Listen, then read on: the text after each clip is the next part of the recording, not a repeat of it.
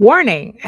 The following live broadcast may contain loud, obnoxious, shrill, and alarming noises that might be considered disturbing, if not outright uncomfortable to listen to, especially if you are wearing headphones. I share my office space with an African gray parrot and two parakeets, and I have no control over their behavior while I am live streaming, unlike my regular videos where I have the opportunity to edit them out as best as I can. As you can kind of get a taste of it in the background. If you are sensitive to loud, surprising background noises, I recommend either not turning your volume up too loud or watching my edited pre-recorded videos instead. Viewer discretion is advised. Oh, there we are. Oh, oh my goodness. I don't know what's going on. Like I was fine up until about 20 minutes before I was supposed to start. And then all of a sudden it feels like, oh, I could use a nap right now. And it's like, no, we have a live stream to do. We are not going to nap right now. I don't know what happened. I felt like a crash just happened. So hello, Vidanya, hello, and hello, Joseph, hello, and yes, I see you, my beautiful eyeball people watching from regions beyond. Today, I'm trying something a little different. Usually, I'm streaming to Twitch, but because I am limited, with where I can stream, I decided I was going to try Facebook today. so um if you're joining from Facebook, welcome. And because it's Facebook, and I know in the past we've had some kind of connectivity issues with it. If you are joining us from Facebook, come on over to YouTube, join the sexy people in the chat, keep them company. And while you're here, make sure you like, share, subscribe, and hit that notification bell so you get notified whenever any of my streams and shows and whatever goes live. So for those of you who have been here before and already familiar with me, welcome. And for those of you who are new here, welcome. Hello, everyone. My name is Daphne Lage. I am a cartoonist, illustrator, and comic book artist. So I have been self-publishing since 1992, and I am known for the furry fantasy adventure Tall Tales and my medieval fantasy drama, Eagle Raven, Heir of the First Unicorn, which is currently on Kickstarter right now. The link is in the chat and in the show notes. It is right here. So Eagle Raven, Heir of the First Unicorn is the story of a unicorn princess exiled into the mortal realm who trains to become a knight, hoping to win a king's favor and save her people. And this is for issue 12 of this 16-issue series. And you can also read both Eagle Raven and Tall Tales on my website for free, so you can try it out before you pledge to the Kickstarter at egoworks.com. EGOWORKS.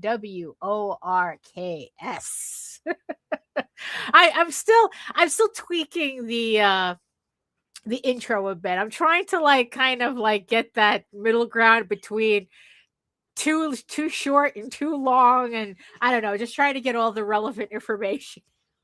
So there you go. So welcome. This is my live stream, and usually what I do, actually not usually, is what I do on this drawing live stream is that I draw.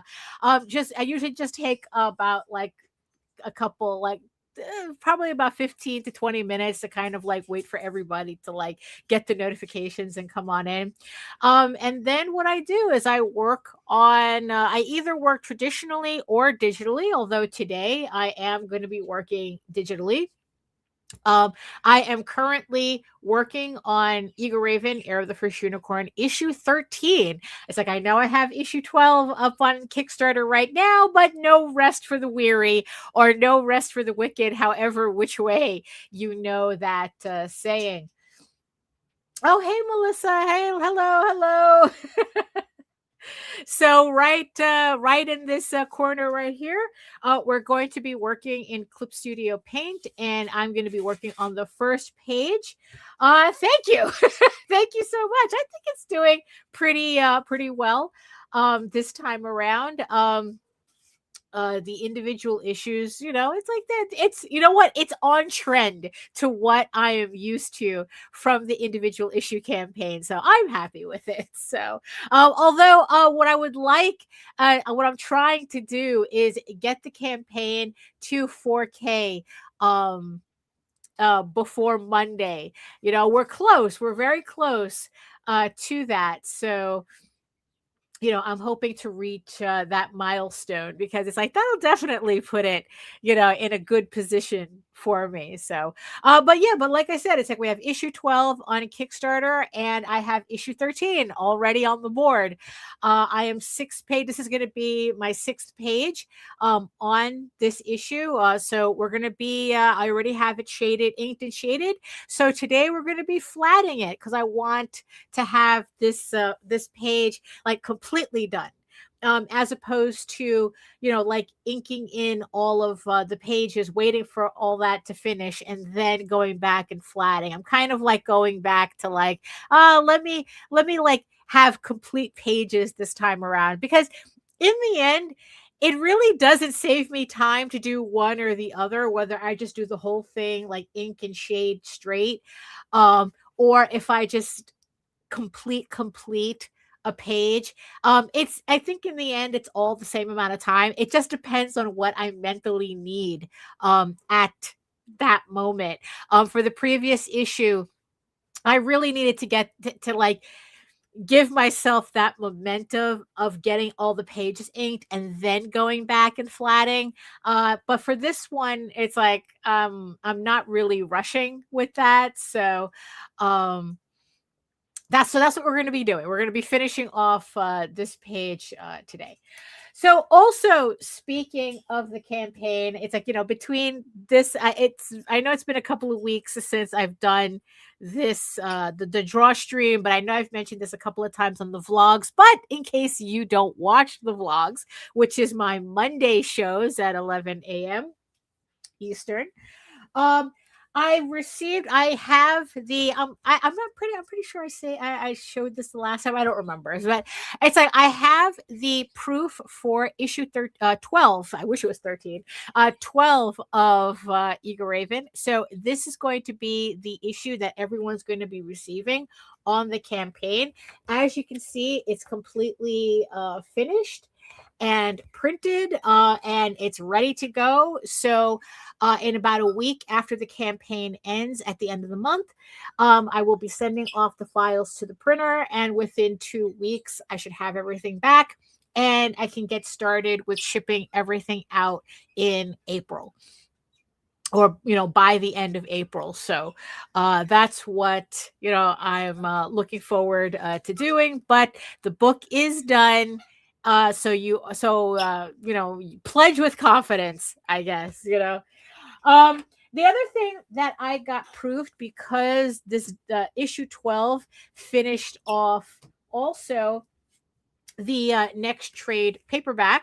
So this is volume 3 of Eagle Raven that I was able to also get proofed in both the trade paperback size and the digest version of it. I'm still playing around with the smaller size.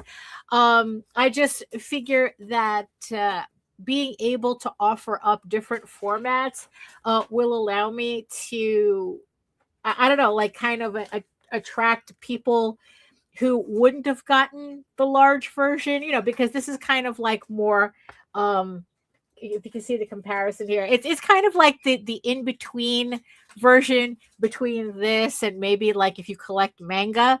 So this would be a better format for people who collect manga, and this would obviously be the better format for people who prefer their comics to be traditionally American comic size. But I'm testing out both. The books came out really well. I'm really happy the way they came out. The only thing that I didn't realize, I didn't fix the cover. I actually did the cover wrong when I sent for the proofs.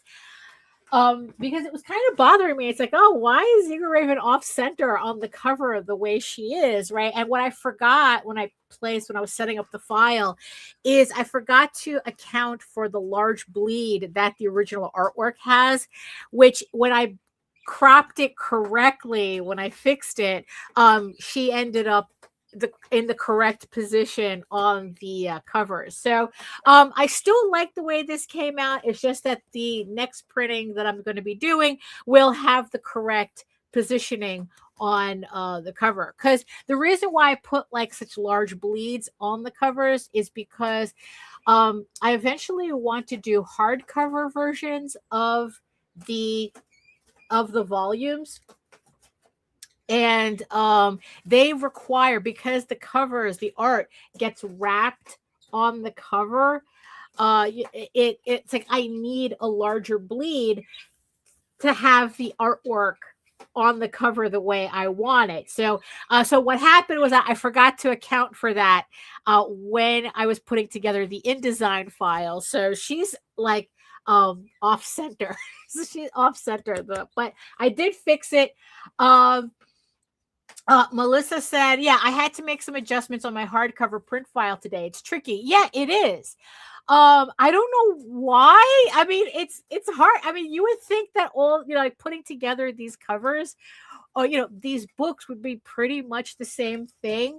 But the amount of like fussing with the files just to do a different size is, I mean, it's the reason why it's kind of tedious to put together a book, and usually normal people hire out for this, but I'd rather do everything myself,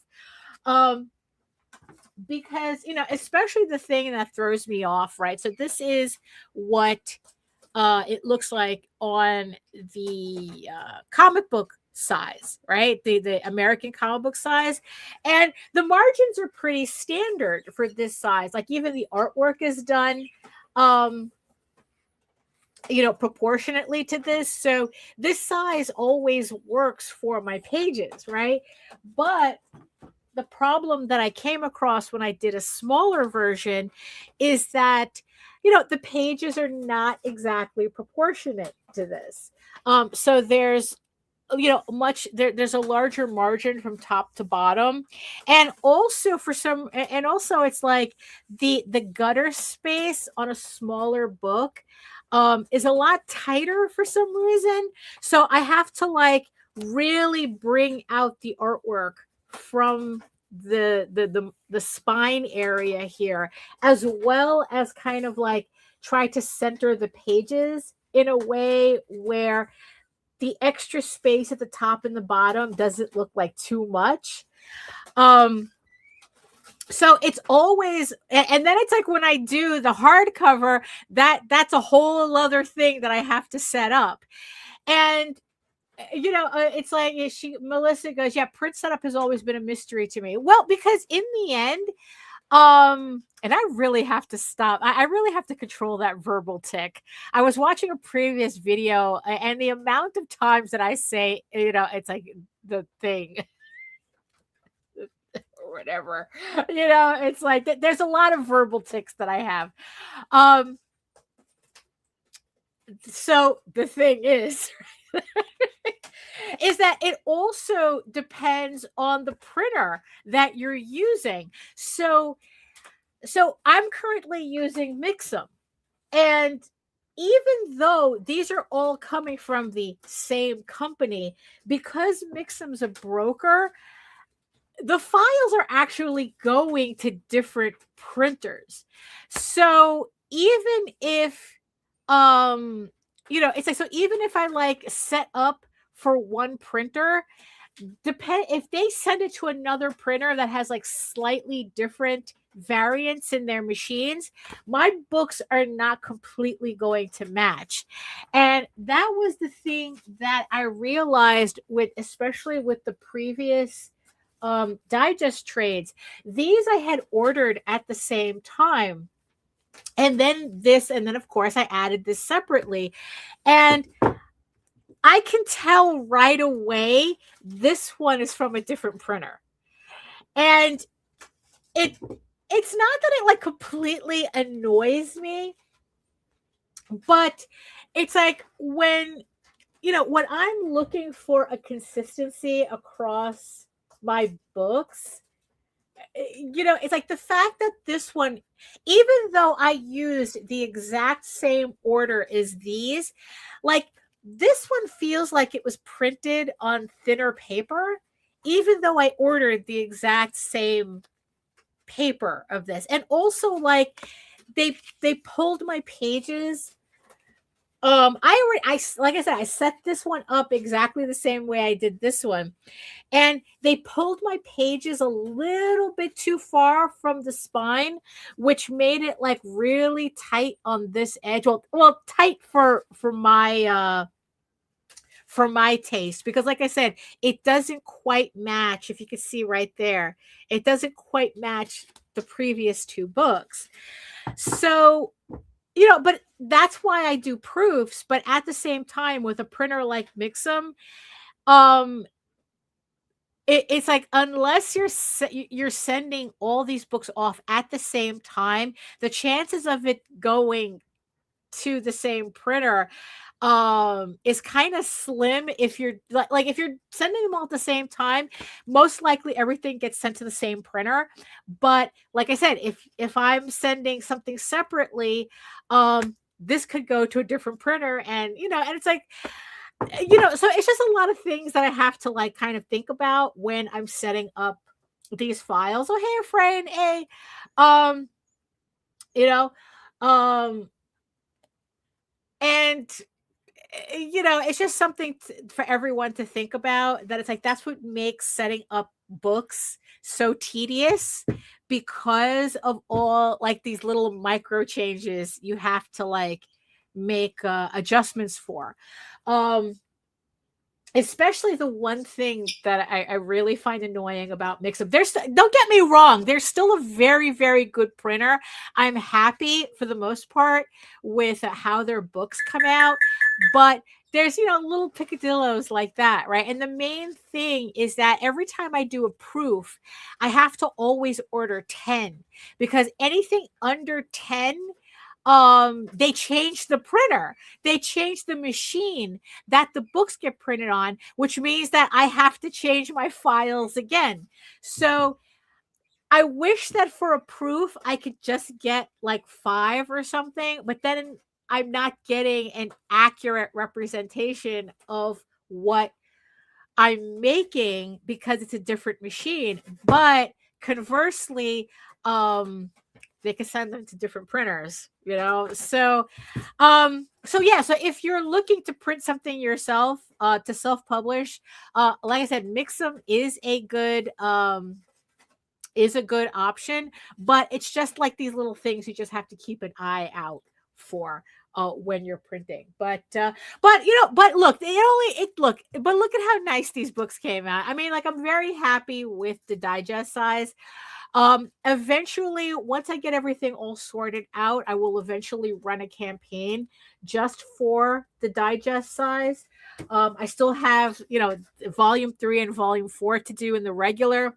And then once I have all of the books done, I will run a campaign just for the digest size, just to see how people react to that. Because I know that there are people who it's like there are people who only collect the comic, right? They only collect this. Then there are people who only collect this. And I'm pretty sure there are people who are only going to collect this.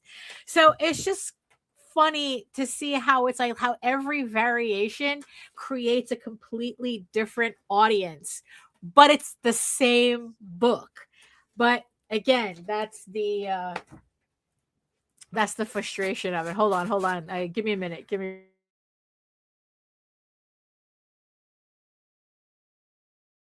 I thought it was a sneeze. Purple Rain says nothing is easy. I swear to God. No, for real. Nothing can be convenient. Absolutely nothing. You think it should, but it's not. Because also, it's like, if depending on, like, I don't know, like how things go when I reach the end of the series and I have the 4 volumes, um, then the thing that I have to really consider is whether I'm going to print these books at a Chinese printer. There's a Chinese printer we've been looking at, Quinn Printing. We haven't tried them yet, but we've heard nothing but good things from a bunch of other creators who's used them. In fact, with our Tenchi Muyu campaign, they Armature Entertainment printed their trades at Quinn, and the quality is really nice, and they said it was very easy. Oh, Melissa says, "Oh, I'm using Quinn. Can't confirm. Actually, it's pronounced Shin. Can't confirm so far. It's been lovely, and they have great prices. Yeah, so that's what I'm thinking of doing as well. Just getting once it's a trade paperback, pretty much we're committed, and there's no reason for me not to have actual stock of my book, as opposed for doing piecemeal the way I'm doing at Mixum.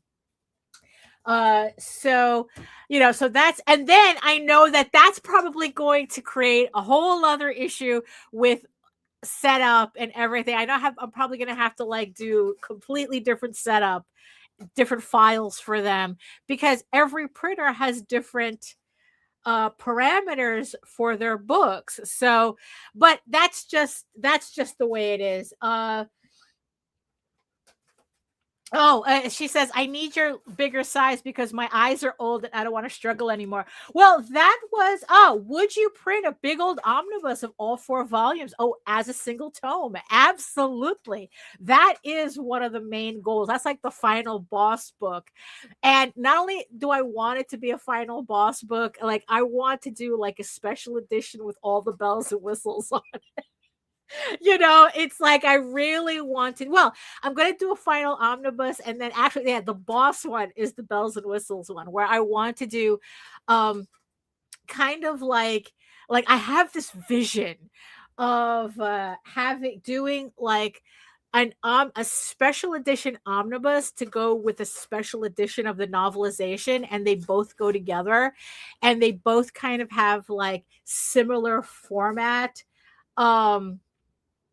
With like foil and like really nice paper and painted edges, the whole thing. Like I really want it to be deluxe, and you're supposed to have, and so you get like the box, the comic version all together, and you have the novelization all together, and it's like I imagine it, but we're still far off. Purple Rain says, and that's why I'm not a digital comics person. Neither am I. I always want physical copies, and the thing is that, speaking of Melissa's bad eyes, because so do I, like I literally had switch between 2 glasses just to function at my desk. It's very important for me at this size to still have everything readable, and it's like, and as long as I can read it, I figure that everybody else can read it too. And actually, I've had people thank me for the size that I have my font at this digest size. But also, the thing is too, is that that's why I also did the novelization as well, because then it's like for people who don't like to read comics, or they have a problem reading comics, even at the larger size, with the novelization, they can have it on an e-reader where they can, like enlarge the text to however comfort level they need at. Although I was told by somebody that my comics are e-reader friendly, that they have an e-reader that reads because they have a visual impairment, and they have an e-reader that reads books out loud to them, and they said that that their reader can read my comics out loud to them. So you have that, but that's all. But I have the novelization, which allows people to enjoy the comic in a different way. It's just, also it has all the different expanded scenes and brand new scenes and extra lore that you're not going to get in the comic because different formats. There's stuff that I would have loved to put in the comic, but it would have just expanded the series way too long without really adding to the format. While with a novelization, I can put in all that extra stuff and people aren't going to find it weird. And I can control the pacing even with the extra information, where in a comic it's a little bit more difficult. It's very easy for a comic to get bogged down, especially with scenes that they may have extra information that's good for the reader, but it doesn't really work in terms of comic book pacing. So my final the thing that I would love to see is the comic book omnibus and the novelization done in this like really, really deluxe format. But going back to Purple Rain, it's like, yeah, I'm not a fan of digital comics either. I just like, I've tried it, even like reading it on a tablet that's large. It's like I don't know. It just kind of like, that's not what I'm looking for. That's also the reason why I can't stand reading webtoons. Like digital comics that are set up for scroll, I cannot read that shit at all. There is not one webtoon comic that I can read. Like they have to put it out in a physical version for me to be able to read it. I refuse to read it on my phone. I really hate that scroll. And it's just, I don't know, it like hurts my eyes and it's just like really annoying. It's like, it annoys me reading on my phone, and I don't have a tablet right now. But the thing is though, the larger tablet doesn't it doesn't improve anything. It really doesn't. It's just the same thing, just larger. It's just more annoying and larger. So I completely understand, like comics need to be read. There's just something about comics being printed, no matter the format, no matter the size format. It just needs to be physical. I can really only read physical comics. Novels, on the other hand, that's different. It's all text. I read it on my Kindle without a problem. I love reading in dark mode. I found that that's the best way for me to read on a Kindle. So that's so that works out better for me. But when it comes to a comic, I have to read it physical. So we're almost at the half-hour mark. So let me just switch over. The screen so we can actually start working. And so let me do that, and I'll be right back. You really want to know my process? Absolutely. Usually starts with a holla and ends with a creamsicle. And then if there's time in between, Thundercats. Ho! There we go. So here we are. So this is the page that we're going to be working on today. Little Dixie, she says, they say, I do webtoons and I hate the layout, but it's good for trying to get your name out. I would love to publish if I can get a number to do a Kickstarter. Yeah, that's always the trick, is, building up your audience. Because it's like, even though Kickstarter is good, like even for a first timer, that it's like, I don't know, the searchability, not the searchability, but kind of like people can seem to find your stuff on Kickstarter better than on other crowdfunding platforms, but it still requires you to bring your own audience to the platform. Like, if you start on Kickstarter, you're only going to get like so far. Like, I mean, my first Kickstarter, I think like I made like $500 on it, and it's like, but it's like, but once I really started to get the hang of it, now I'm at a point where it's like even with my Kickstarter now, I think I'm just above like 100 backers. And usually with Ego Raven, I usually get like between 130 to 150 backers. It's usually around that range. Um, but it's something that you still have to build on top of. It's like you can get that initial exposure on Kickstarter, but you still have to build up, whether it's doing webtoons or on your own website or just trying to like, just putting together a mailing list. Make sure you put together a mailing list. Just doing that yeah, it's like yeah, but it's like, but once you see that you have like a consistent amount of people, then it's like you can take that chance to do I would recommend doing a small Kickstarter.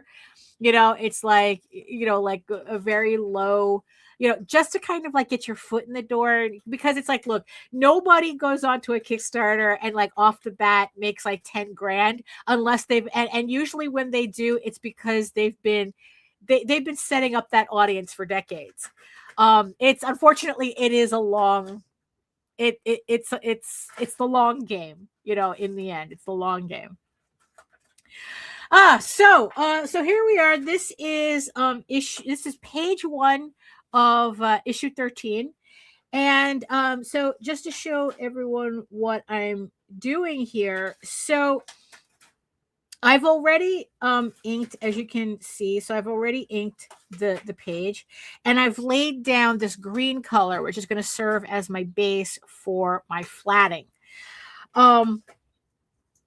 And what I did in advance is I put in the shading and the highlights. And so the shading, this purple shading is on a multiply layer, while right now the highlights are just on a regular setting. When I'm done with it, I'm going to put it on brightness, but right now I have it on a regular setting so I can actually see it, because once I put it on brightness, I'm gonna have a hard time seeing where those highlights are. So by using this green color, what this allows me to do is when I put the flats in, the shading and the highlights will adjust on their own according to whatever colors I put underneath it. So if I needed to make any changes, I only have to change the flat color. I don't have to change anything else because it'll adjust accordingly. So but when I go to put in the flats, I prefer to work with those layers, the highlights and the shading shut off, because I don't know, for some reason I find them like really distracting.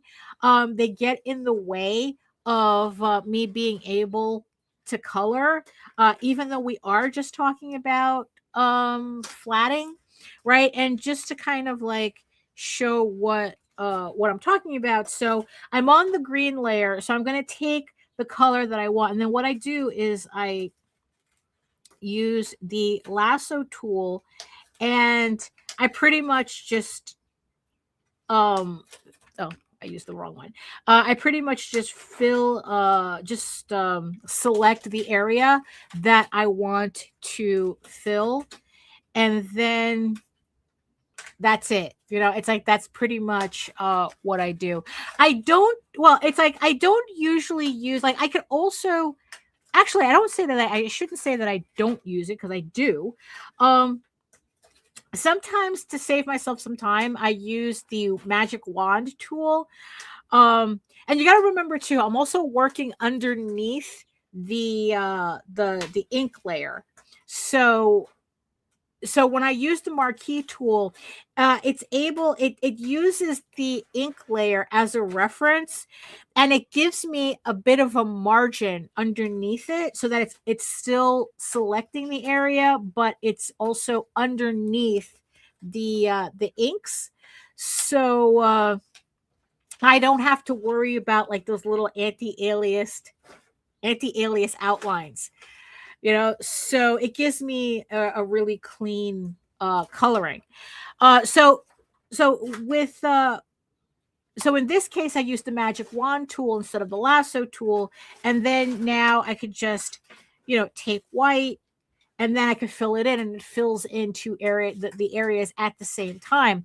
The only thing that I don't like about the magic wand tool is that if I have a lot of sharp edges, like with the hair here, it has a tendency to kind of like not be able to get into those little areas. And then when I use the fill tool, I have to go in and I have to clean that out.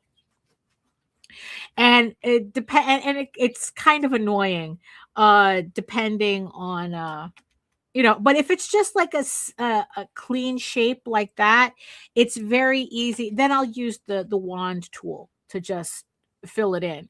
But other than that, um I much prefer to use the lasso tool and just tracing out the area that I need like that. And then I could just fill it in like that. So let me just continue that. And also the thing that's important too, that I do is that when I was teaching myself how to color digitally, the thing that really struck me is limiting your color palette. Because especially with digital coloring, it's very easy to get really caught up in the millions of hues that you can choose for your coloring.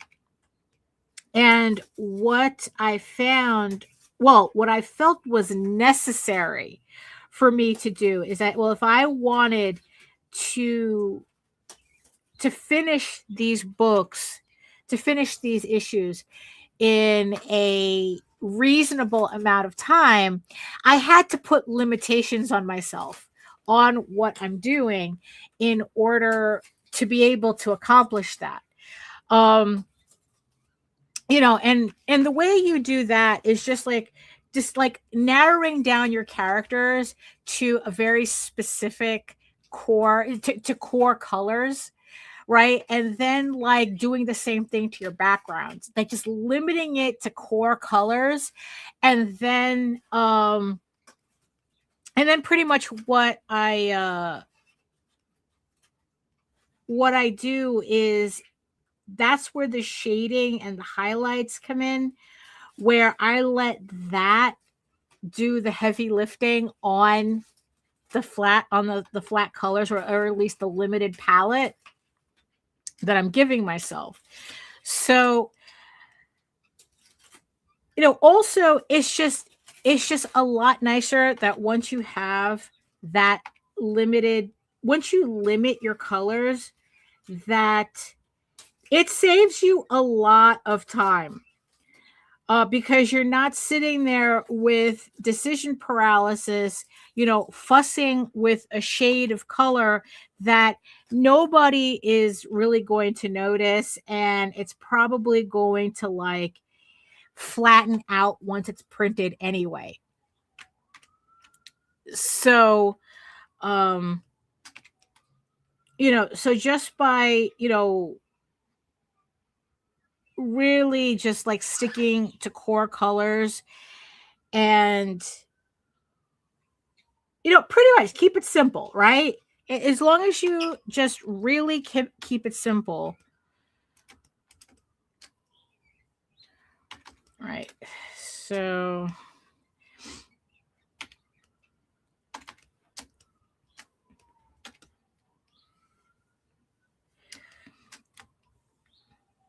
I just want to finish putting the flats on her so that I can show you what it looks like once I put the shading in. You'll get a better sense of that. So you know, so here's the first color with the first character with the flats, right? So then once I put the shading on, now it's like, oh, now something's happening, right? It's the same thing here. So like if I were to change the highlights to what it's supposed to be, it's like now you kind of see how it's all coming together. And I didn't have to spend that much on the flats. And like I said, I can change like any color and the shading will change with it. Like to give you an example, I could change that and the shading still remains correct. You know, and I don't have to worry about that. You know, it just saves a lot of time. But magic, yes. Absolutely. It's magic. So, you know, so Little Dixie mentioned webtoons, right? Which is, you know, part of the conversation that I want to have about the topic that I chose for today's stream, where it's not really related to webtoons, but it's kind of a part of it. Oh, hey Jody, I see you. And about a month or so ago, I think this campaign, about 2 months ago, this campaign had gone live on Kickstarter. And I haven't really been able to stop. Well, I have, you know, it's like I'm not thinking about it as much now because now it's over. But there was this campaign that was 2 comic books done by 2 authors, Monsterotica authors, who decided that they were going to do comic books based on their books, their novels. And these were just 20-page comics because they were just doing a comic section, a comic book of the sex scenes in their one of the sex scenes in their comic, in their novels. So they did a comic of the sex scenes, you know. So it was, you know, so it was just like, you know, they hired, so it's like this team, this studio did the comics, did the Kickstarter, 2 20-page comics for $75. The campaign ended up making like, I don't know, $65,000 around that, right? And I couldn't help, as much as like I was happy they were successful because of what they were doing, that they were able to like sell comics to novel readers. The thing that kind of got me, was kind of irritated, kind of like, you know, aside from the amount of money, they came out of the blue, right? As far as I was concerned. Where hold on, let me just find a previous page that I can reference the colors. Let me see what's going on here. Oh,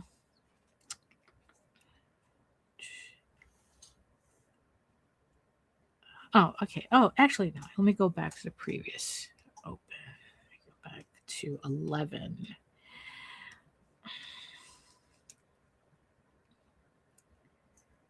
Where is it? This one.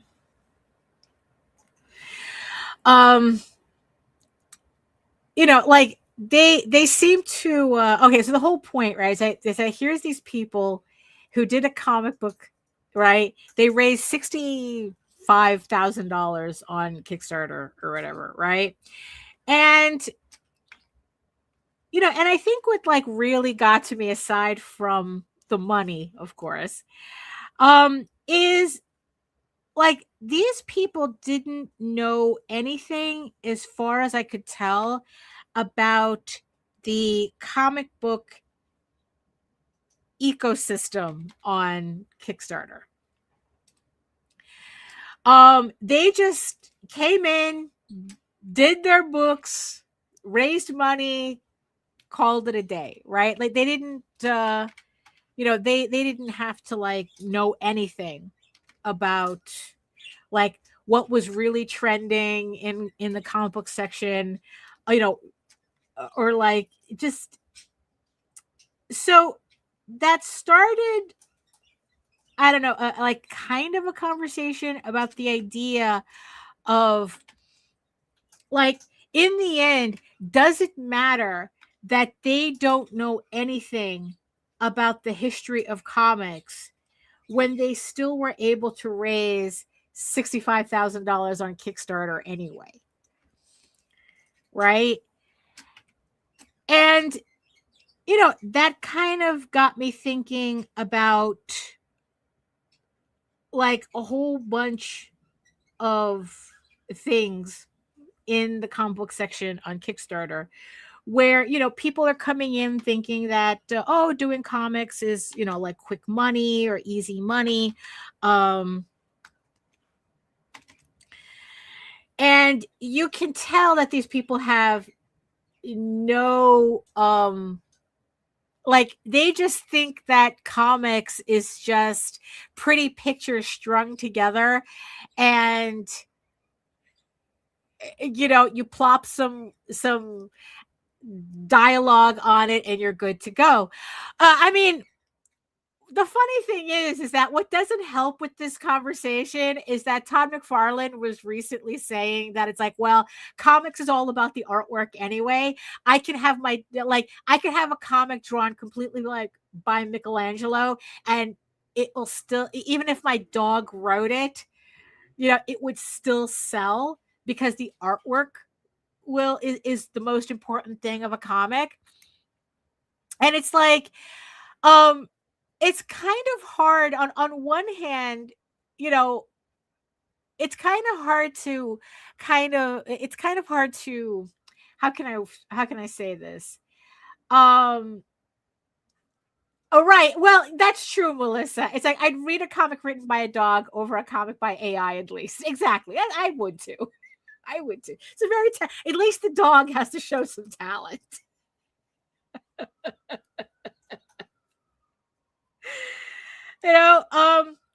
But when you have Todd McFarlane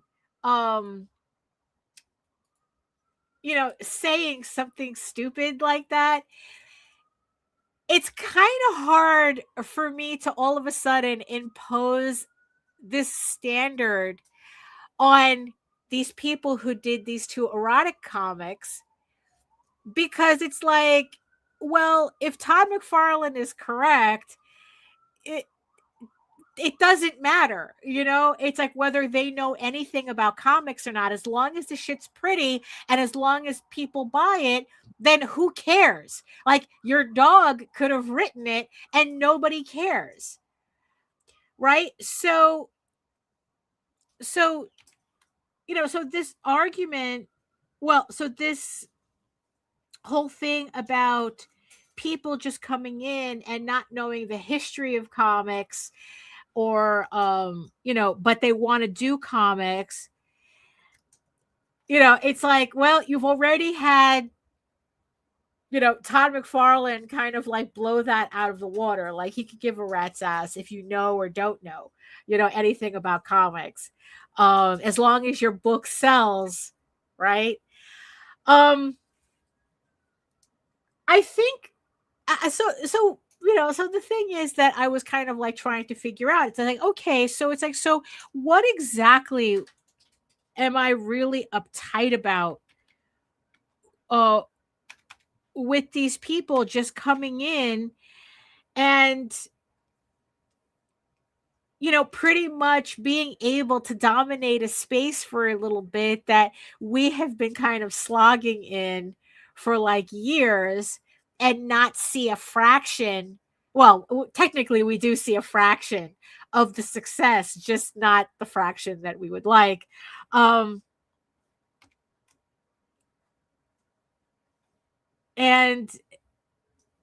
so maybe that was like my real issue, that that it's like here were people who literally didn't know anything about comics, but their audience was so big that it didn't matter. Their audience was going to buy the comics anyway, even if nobody was a comic book reader.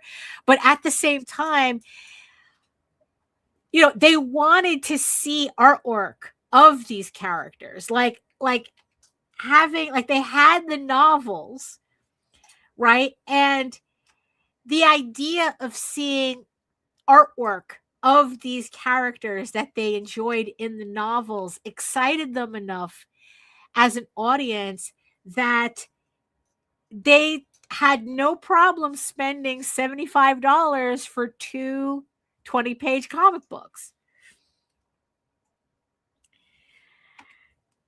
So,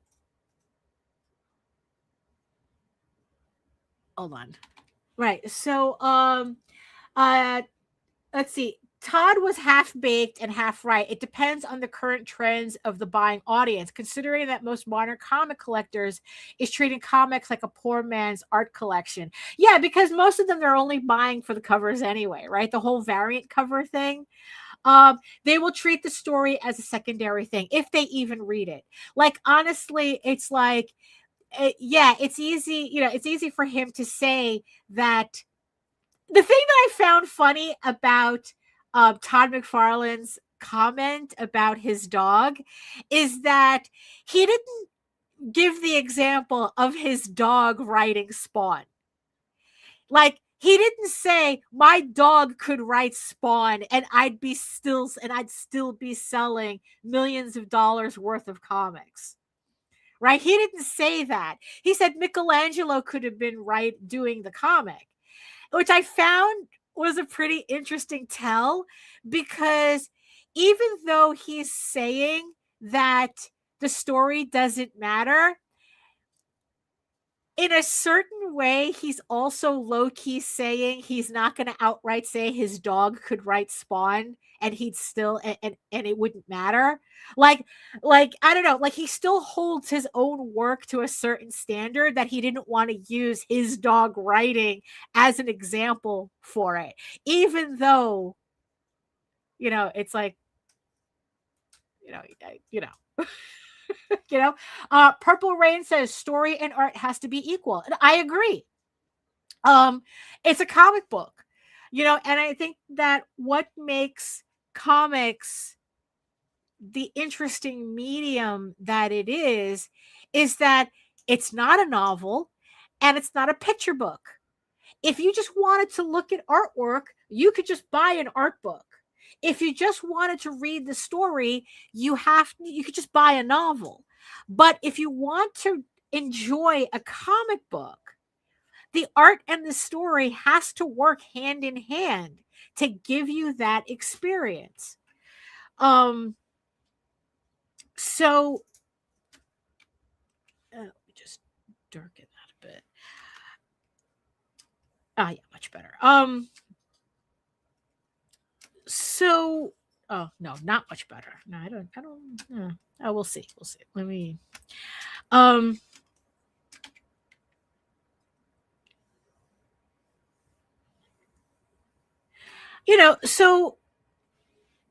yeah, so it's like, let's see. But does his comment mean that Spawn is shit because his art sold to 300 plus issues? Well, but sure, that's how I would read it. But like I said, he didn't use his dog writing Spawn as the example. He said Michelangelo could have done a comic that his dog wrote and it would still sell, right? So like I said, it's like, it's kind of like your Freudian slip is showing.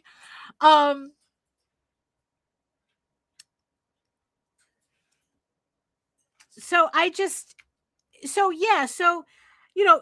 knowing that one of the biggest selling creators in comics, even he kind of dismisses the idea of who gives a shit, like of knowing anything about comics, right? It's like, who gives a shit? It's the art that sells it. As long as the art's good, who cares, right? Like, because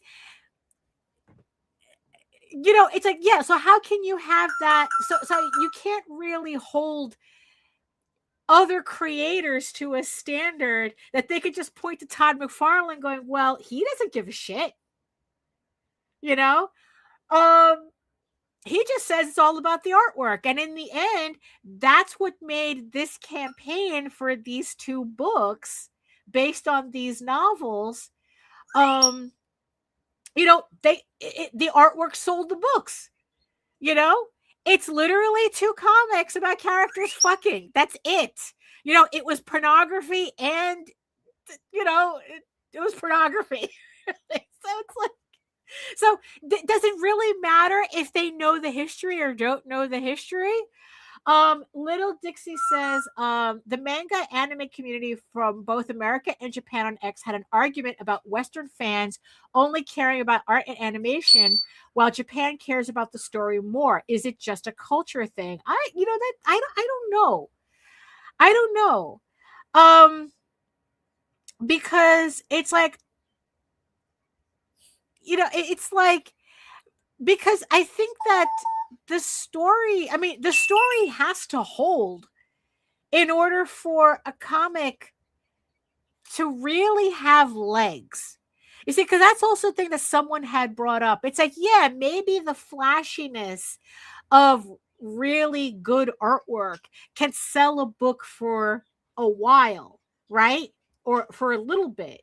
But if you want people to really be invested, but then again, we're also talking about Spawn sold 300, is up to 300 issues. But it's like, so obviously people are invested in that series that it hit 300 issues, but that could also be a form of just marketing. There's 300 issues because he made it 300 issues. He had the wherewithal to make it 300 issues.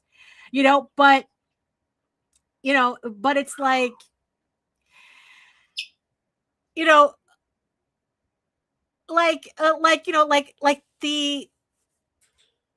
for me, take something like Violet Evergarden, right? Like that's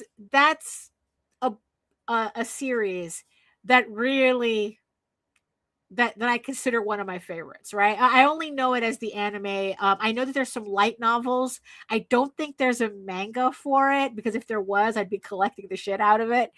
But I know it's light. There's some light novels, but I don't know if I don't think that they've translated those to English yet, because I would be curious to pick one up. The visuals are nice. They're lovely. Visually, right? But if it wasn't for the story, I don't think I would have really cared. Like the artwork would have, the visuals would have only carried me so far. Purple Rain says, I have to disagree. I hear all the time people dropping books because of the story. And honestly, that's the way it should be. That's the way it should be. Because, like I said, there's only so much. You can't expect the artwork to do the heavy lifting. Honestly, it's like, I think that Spawn, it has a combination of, it hits a particular button that a particular demographic likes. And also Todd McFarlane has the finances to push a series to 300 issues. Like literally he's a manufacturer. Spawn is a product. It's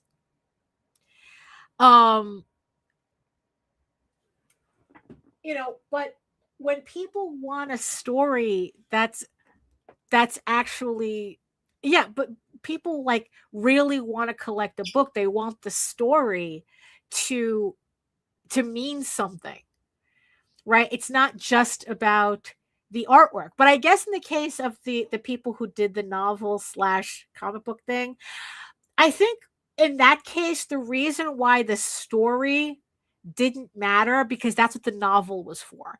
And then the whatever art was in the comic was just a supplement to the novel. So like that campaign literally ignored all the so-called rules of comics. You know, like going back, so it's like, so for Violet Evergarden, the story still had to carry me to the end of the series. You know, I had to care about the characters enough to hit that ending. And if, you know, just being pretty is not good enough, you know, especially when we're talking about, you know, like a format like animation, or a format like comics, a format like manga, right? And let me see. So yeah, so I don't know if it is a culture thing. Because it's like, I don't know, it's kind of like, because I don't know, it's very easy. Joe D says you're supposed to drop a book because of story. People need to get that they are being cheap because they don't want to for an art book. Oh, they don't want to pay for an art book commissions or one of one. You know, I mean, like for me, I don't know. It's like, so yeah, it's like, going back to the culture thing, right? Because the thing that, like, you kind of like hit on something, Joe, when you're talking about like people look at comics as just like art collections rather than something to actually enjoy as a totality. Like they're just buying, you know, like, yeah, it's a cheap way to collect artwork. Um, you know, especially considering like say, do I want that to look like that? I don't know. Oh, hold on. Let me use my different swatches. Maybe. Okay, let's do that.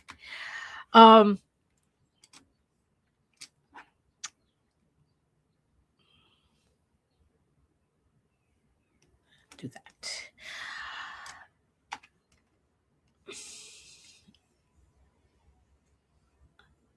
Hold on. Let me gather my thoughts here. There we go.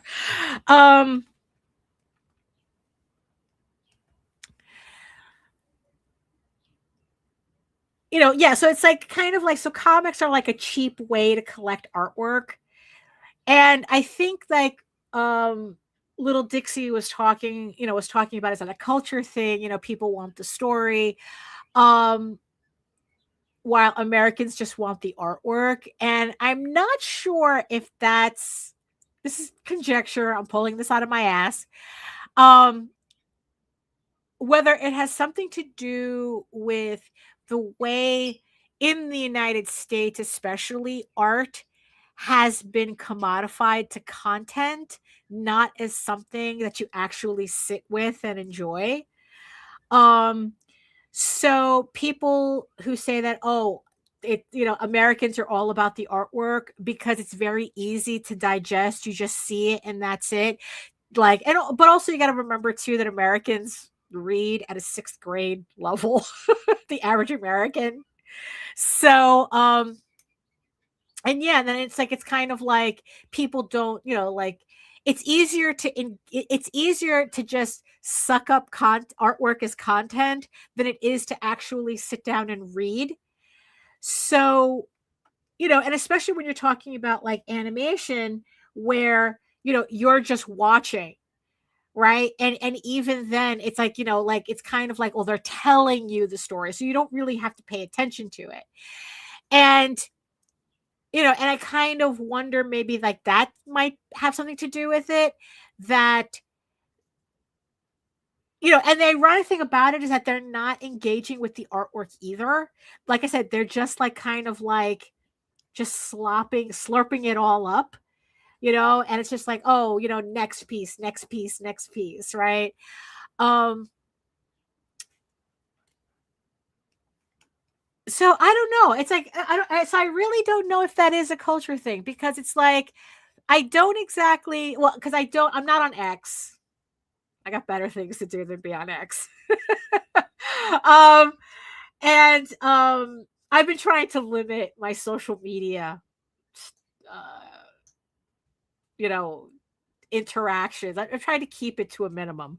Um and I gave up a lot of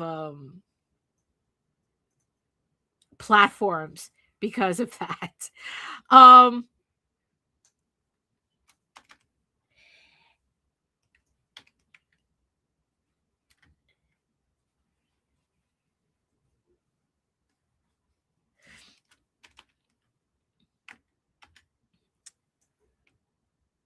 It's like, yeah, it's yeah, I don't know. I don't know. But so like so the thing, I don't know, like I guess like the thought that I was like kind of like thinking about in terms of going back to that original, you know, like like in the end, it's like, was I just upset that these people decided to just make a comic when they never made a comic and they made that type of money, you know? As opposed to someone like me who's been doing comics since 1992, and it's like, and I've yet to even I've come close to making a $10,000 campaign, but I don't see that happening anytime soon. Um, and that maybe it's like, the idea that if you're in comics, you have to have a certain knowledge base. Like, in the end, they were able to sell $60,000 worth of comics without ever knowing who Jack Kirby is, without ever knowing Marvel or DC. It's like, and I'm pretty sure the extent of what they know about comic book characters have more to do with the movies than anything else. Um, let's see. Joe says, if it's a culture thing, I would wish that people would stop seeing manga and American comics as two different mediums. They're both just comics, just different forms of storytelling. Well, that's also another thing that I want, like I think is kind of related to this too, because American comics, people who are really into American comics to this day, they really, really don't want to admit that manga is the force that it is, right? And then not only that, but it is the same thing. It's like manga is just Japanese for comics. That's all that means. Manga, it's like, now what we imagine, like, I'm not going to call like a mainstream comic American comics, because by saying manga, people have an idea as to what that means. It's like it's Japanese influence, or just from Japan directly. Like, and it has a certain storytelling language that's different from American comics. And just because but there are people who are collect American comics, like the American comic book scene really has a hard time accepting manga as we're all part of the same family. It's just a different branch on the tree. It's the same thing how you really don't hear about, Franco-Belgian comics, which is the books that I like to collect. Actually, those are more the comics I like to collect are French comics. Like books that look like this. I mean, this is definitely not a manga, that's for sure, but it's definitely not an American book either. It's a completely, it's like, but it's still a comic. The only reason I don't flip this open is because it's European. They have different sensibilities than Americans do. So I'm more likely to flip it to a page that shouldn't be on YouTube. Okay. So did the campaign hurt your creator ego despite knowing that the campaign isn't a long-term project? 65K for a one and done, as opposed to 3 to 6K for each part of an ongoing series. Oh, was there supposed to be a comic on the screen? Well, I just showed one. But I can't open it because it kind of has adult stuff in it, like, because it is an adult, not adult as in porno, but just adult as in this is for adults. So this is Eagles of Rome, and it's a fictional retelling of there is, that's the page that I'm working on.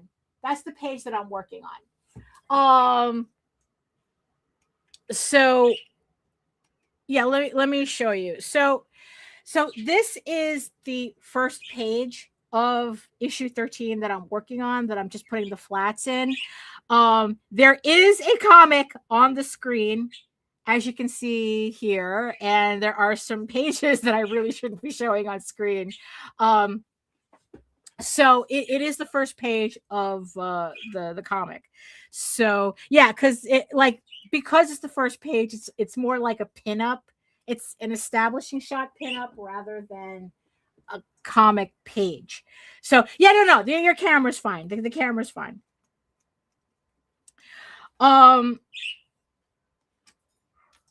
So where was I? Oh yeah. So let's see. Let's do this.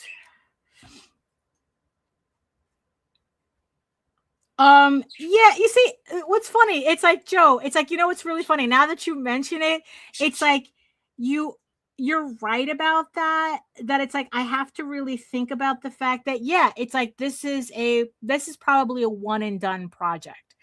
I'll be surprised if they do another one of these within 2 years. Like, honestly, like,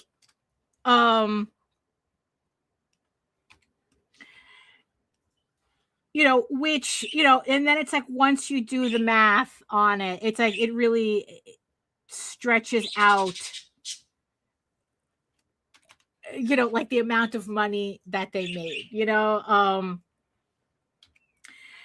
so you know what, it's like, I guess it's like, I just got all in my feels, because it's like, it's kind of the idea that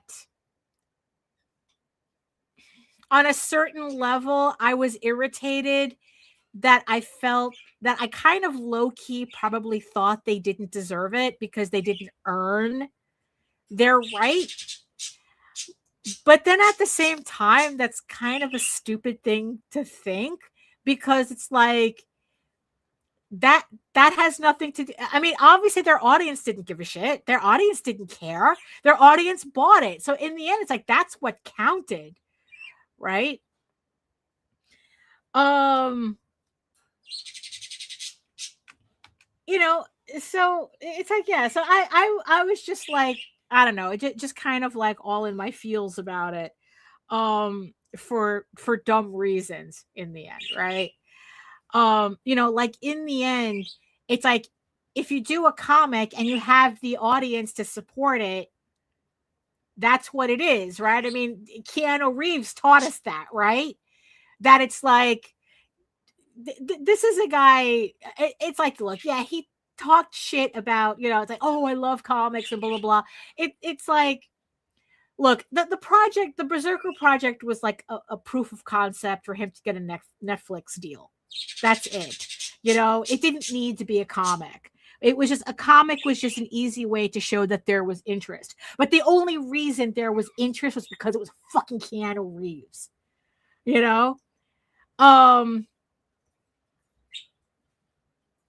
Honestly, it's like, if there's anything I'm still salty about, is that whole thing. Because the way people were just like all over that campaign, oh, it's going to save indie comics, it's going to save... No, it didn't save shit.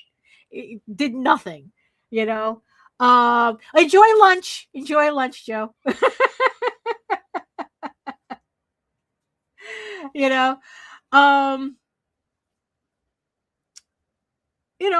And also, like, the other thing too, right? Because the kind of related, I would think, is I guess going back to the whole cultural thing between American comics and manga comics, right? And Japanese comics. It's like the manga comics is redundant.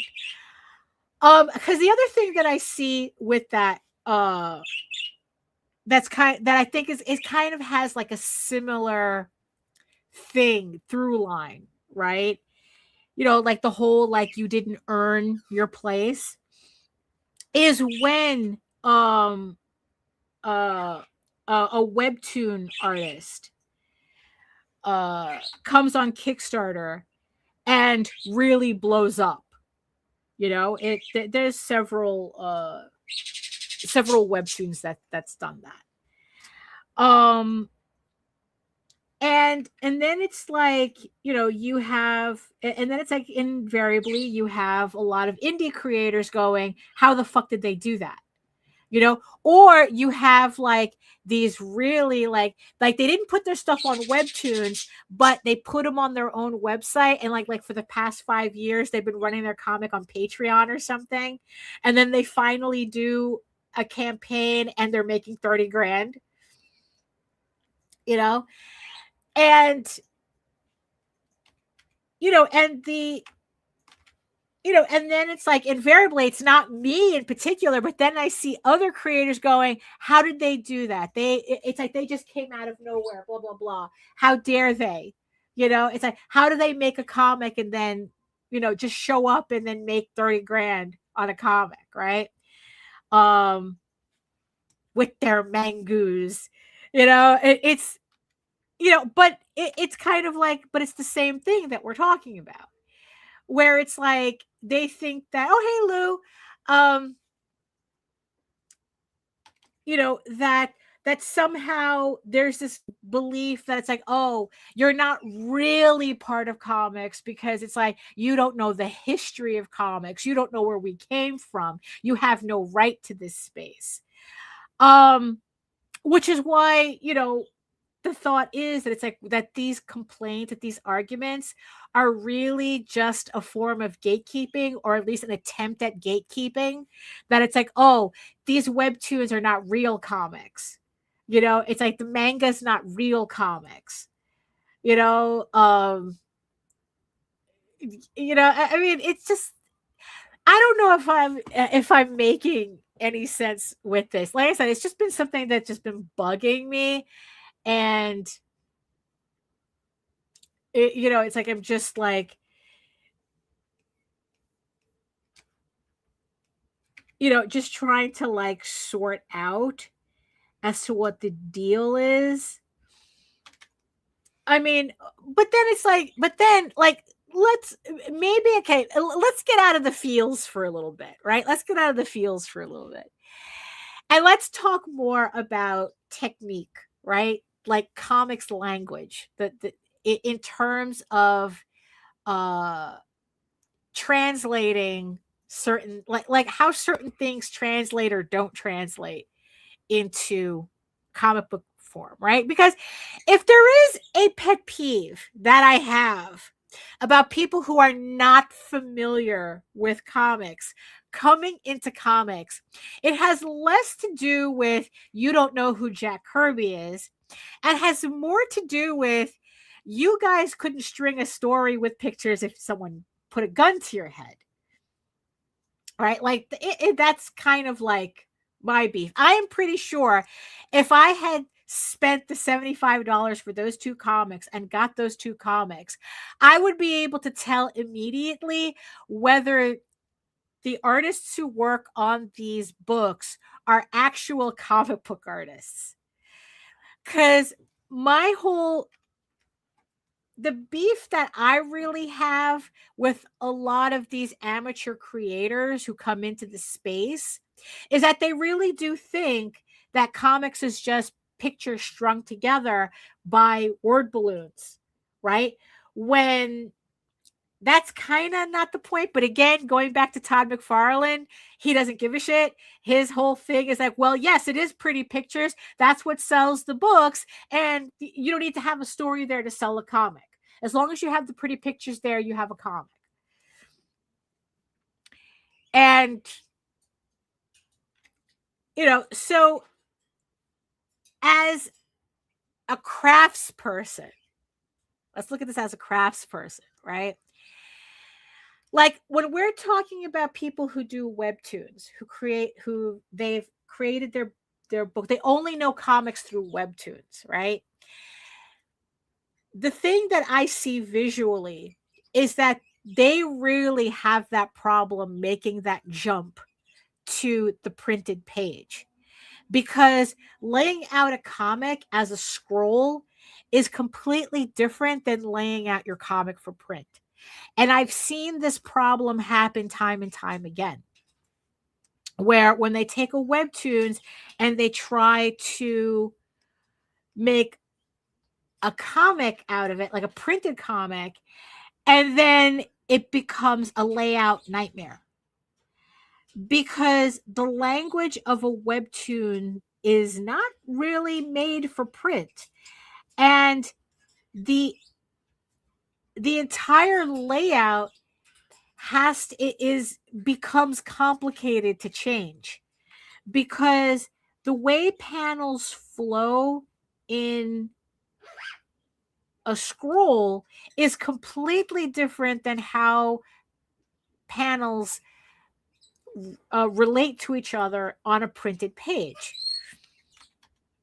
And it's like, unless you're a designer that knows how to make that connection,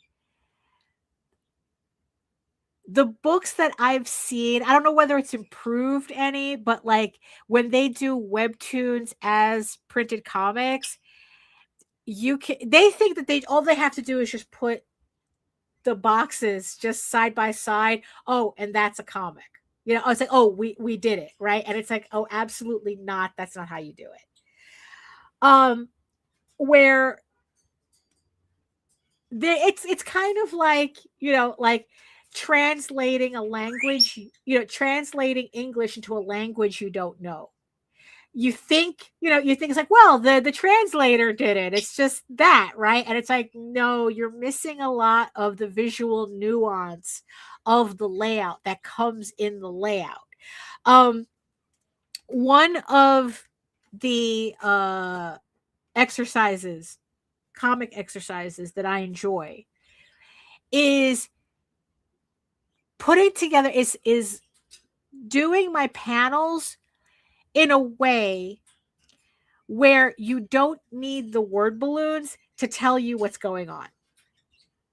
Right now, of course, it's like we're talking, it's like, yeah, it's like you're going to miss a lot of like you're going to miss a lot of like deeper story.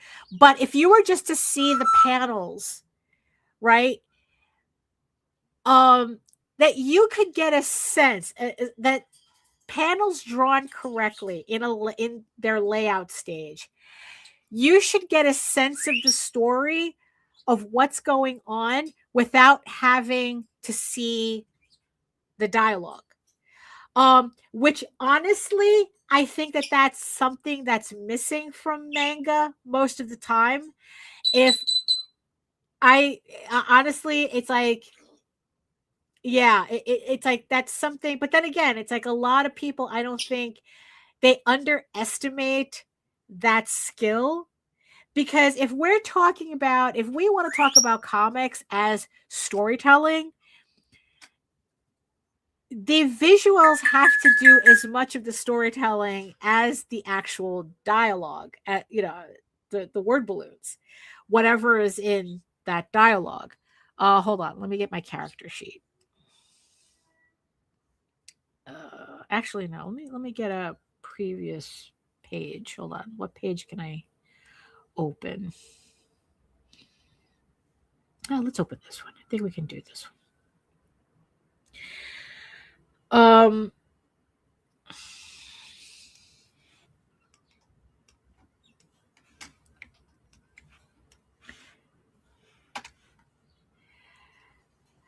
And from what I remember from Spawn, even with Todd McFarlane's dog writing it, right? If you took out the dog's dialogue, right, you probably most likely couldn't tell what the story was. And ironically, Todd McFarlane had said this himself. I mean, God, the guy is so shit when it comes to like this. I mean, it's like he literally said that he could throw that what he does is that he draws the book and then he can throw the pages on the floor, and whatever order they fall in, that's the book, because it doesn't matter. He'll just write the story according to like what panels, flow to each other, because it's like it doesn't matter. The story never mattered to him. Although what's funny was that they didn't matter until the first chance he got, he hired Alan Moore, to write his shit for him. Like he hired all of these writers, but they don't matter, but he had to hire them anyway, right?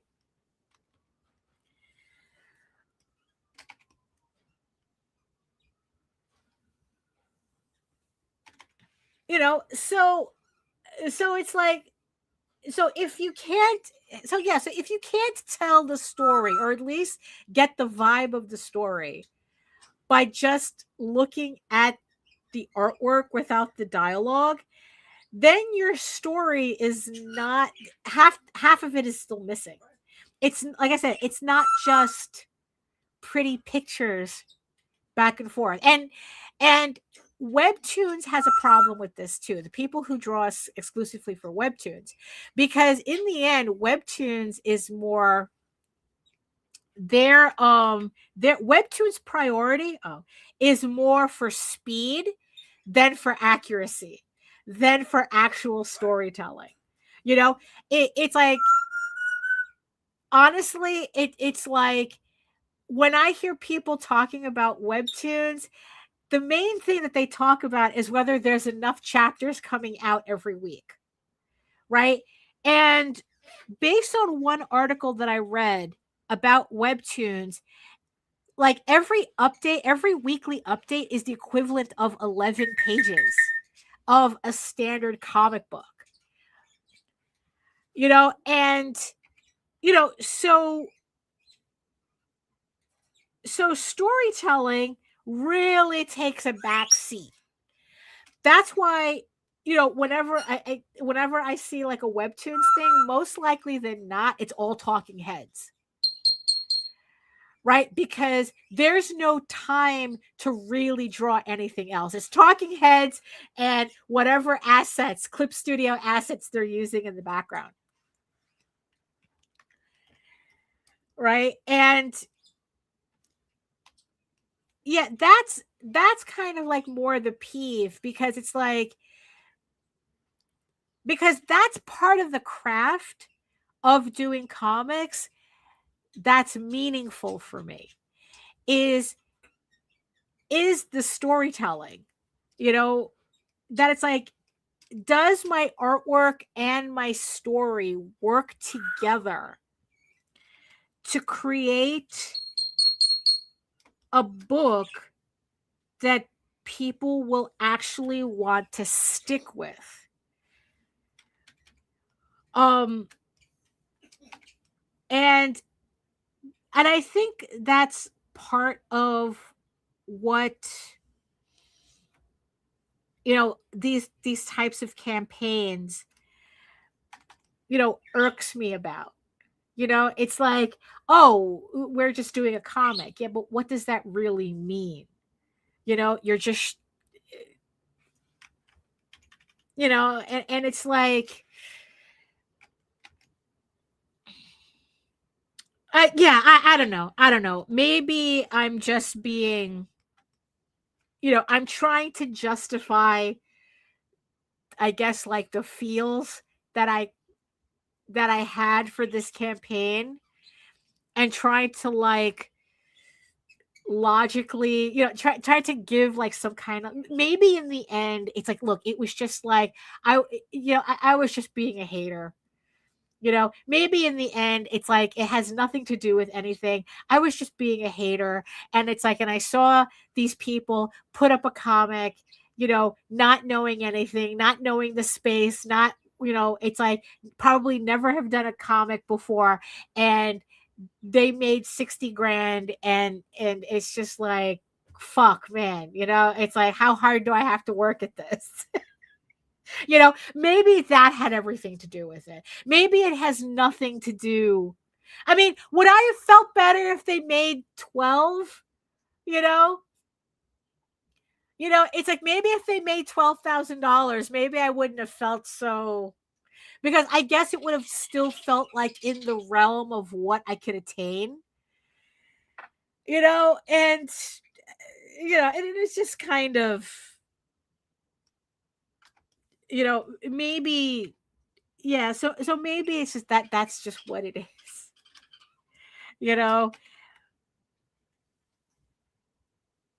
because, yeah, maybe, it's like, in the end, all I have to I just have to worry about, like, the work that I'm doing. It's like, I can't, in the end, I can't worry about people who have an audience that'll eat up anything. And I can't say that they'll eat up anything, because it's like I said, it's like their audience are already familiar with these people's books. So obviously it's not the writing that's the problem. It's like they already had the writing. They don't technically need the comic to be a literary anything. Um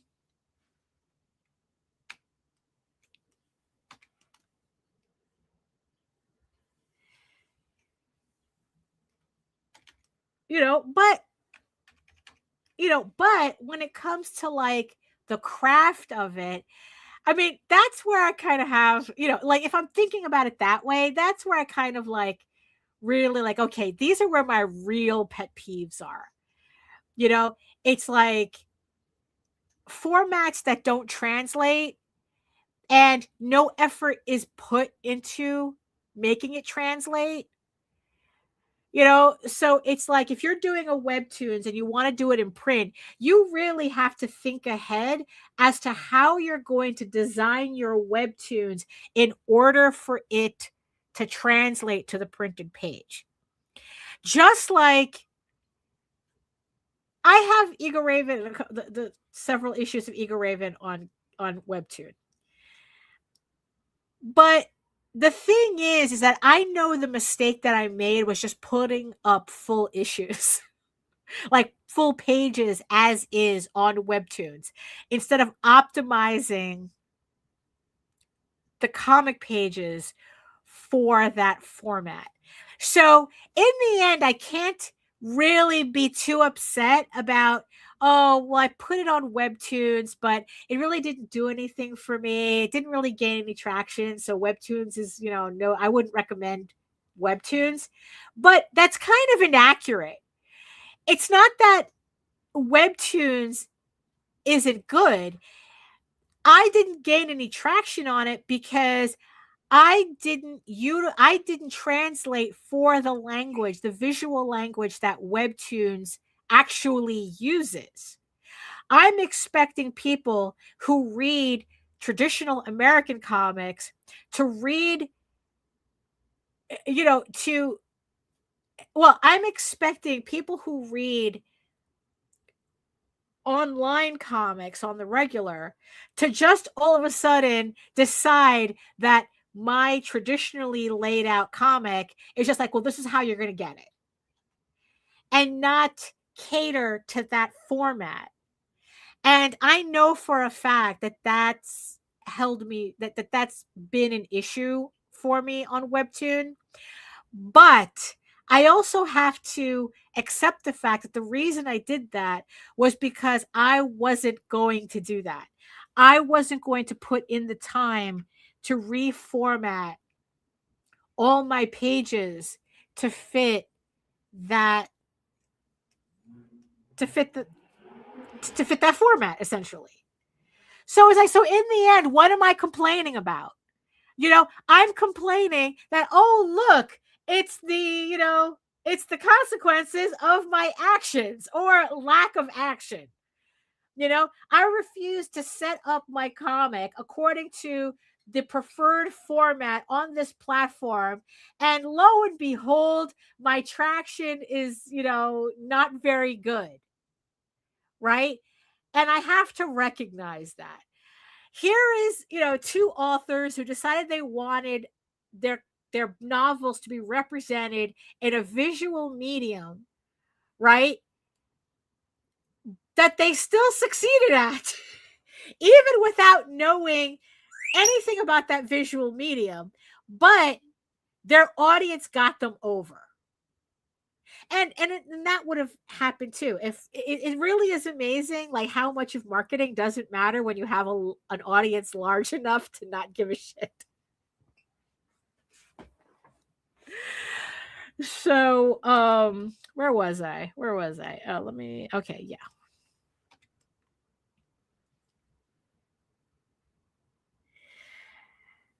So I don't know. I guess, yeah. So I guess in the end, it's like these arguments about comics and who deserves to be in comics. What counts, what doesn't count is actually in the end pretty stupid. It's a pretty stupid conversation because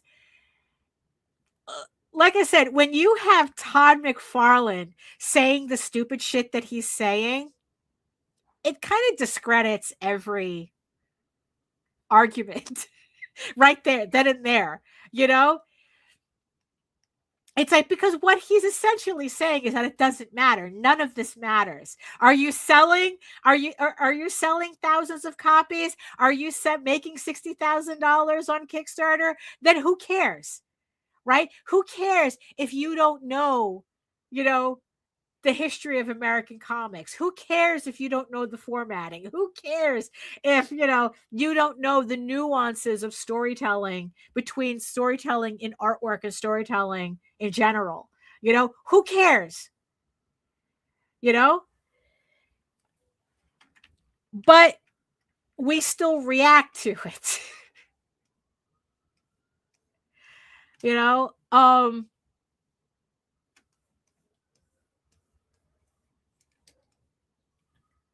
on. Let me get okay. Now I think I'm just going to get my character sheet. It'll just be a lot easier. That's why I have them anyway. Okay. Where are they? Where is he? E, F, G. Where are you? Oh, here you are.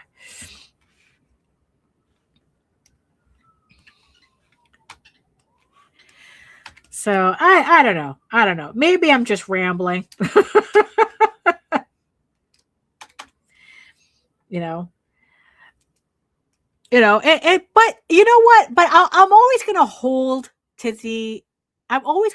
the idea, though, that in the end, it doesn't matter how good your artwork is. If your story sucks, no one's going to hang around. Your artwork is only going to hold on to that audience for so long.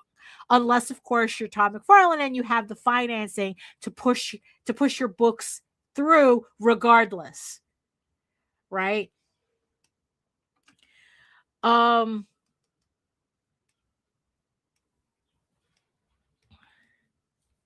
it's like, it's like, the story, it's the story, stupid. It's, I have read books with kind of, mediocre artwork, but the story was really compelling.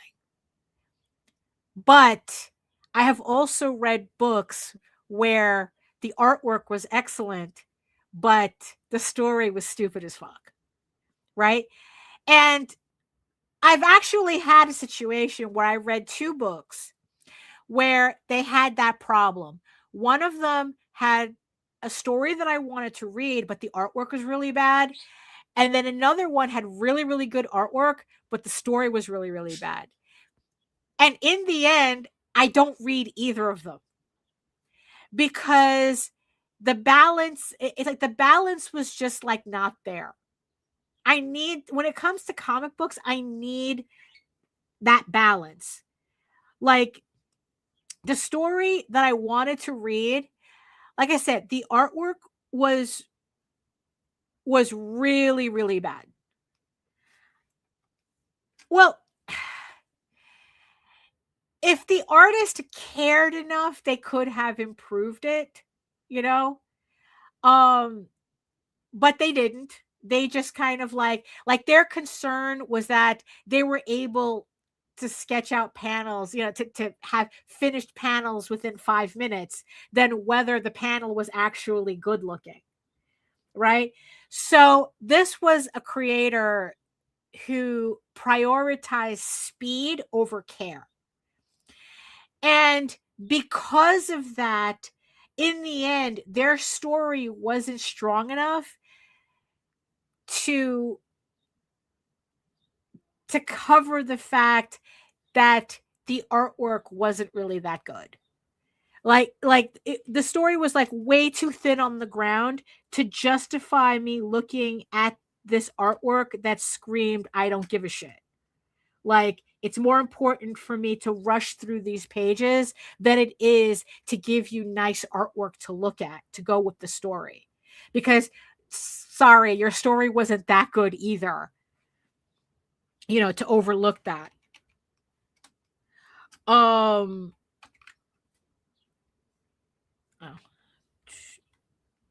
then this other book, the story, I mean, the artwork was really good.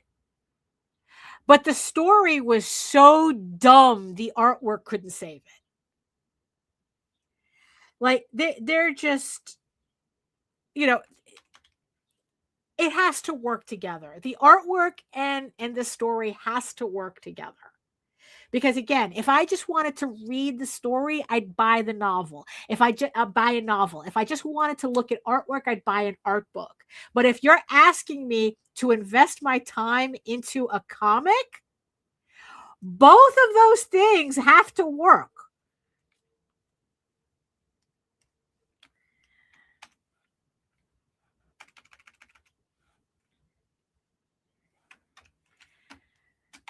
So in the end, I don't know what my argument is.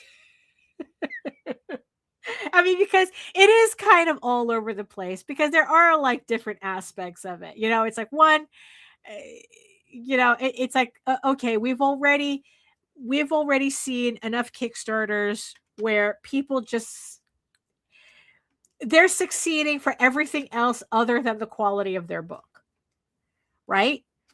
But it's like, look, but I've seen people, it's like, look, they have the audience for it. So, what's there to say, really? And then you have let's see. Purple Rain says, that's the way Spider-Gwen was. Great art, but the story was so empty. I got suckered into the whole Spider-Verse when the first animated one came out. I made it through the title change and dropped it. Right. Eventually, it's not enough to hold up. But also, I think the same thing with Spawn and with Spider-Gwen. It's like, when we're talking about, because it's like, look, Spawn is a corporate comic. Spider-Gwen is a corporate comic.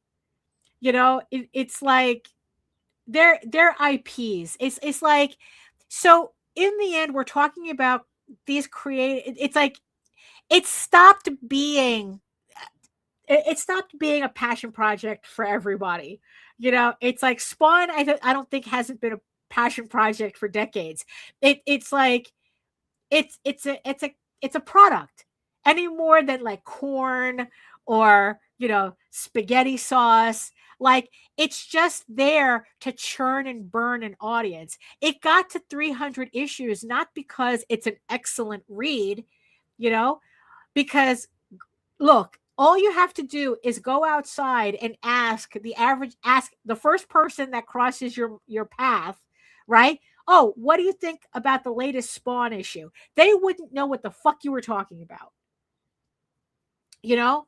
But the reason, but you ask them about Captain America and they'll talk to you about the movie. The most likely they saw the movie, but they couldn't tell you what was happening in the comics. And when we're talking about corporate comics, we're just talking about the only reason it hit 300 issues because he forced it through. You know, he had the money to do that. It's a product. He had 300 issues of Spawn the same way you have 300 jars of spaghetti sauce in a supermarket. It's just churning and burning through an audience, because I will be hard pressed to find, I am pretty sure that there are very few people who have collected all 300 issues. And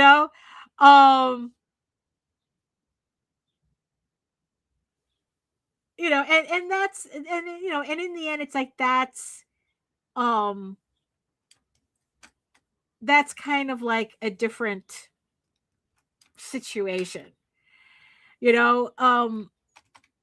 These people, these corporations, they don't care if you drop it, as long as there's somebody else behind you to pick it up. Right? So, and as long as there's always somebody to pick it up, then it's like they don't care if you're reading it or not reading it, or just throwing it in the garbage after you leave the comic book store. As long as they have your money and can say, I sold X amount of issues or X amount of copies, that's all they really care about. But it's like, I think like for smaller creators like us, like me, it's like, I want people to actually enjoy my work. As a story, as the artwork, I want it, I want the, so I put a lot of effort into that. And it's like, I don't know. And I guess it's like, that's what kind of irritates me when I see people who look like they're not putting in the effort, but getting, I guess, not the accolades, but just like the rewards of it. Right? But also that just goes to show you that, effort and reward has nothing to do with it, or knowledge and reward have nothing to do with each other. In the end, it's like people either resonate with your stuff or it does, or they don't. But also at the same time, you don't want to get caught up in the idea that it's like, oh, well, this book made X amount of money on Kickstarter, it must mean it's a really good book. No, it just means that they had an audience that'll buy it. It like I said, how talented of a writer is Todd McFarlane's dog anyway? It's like,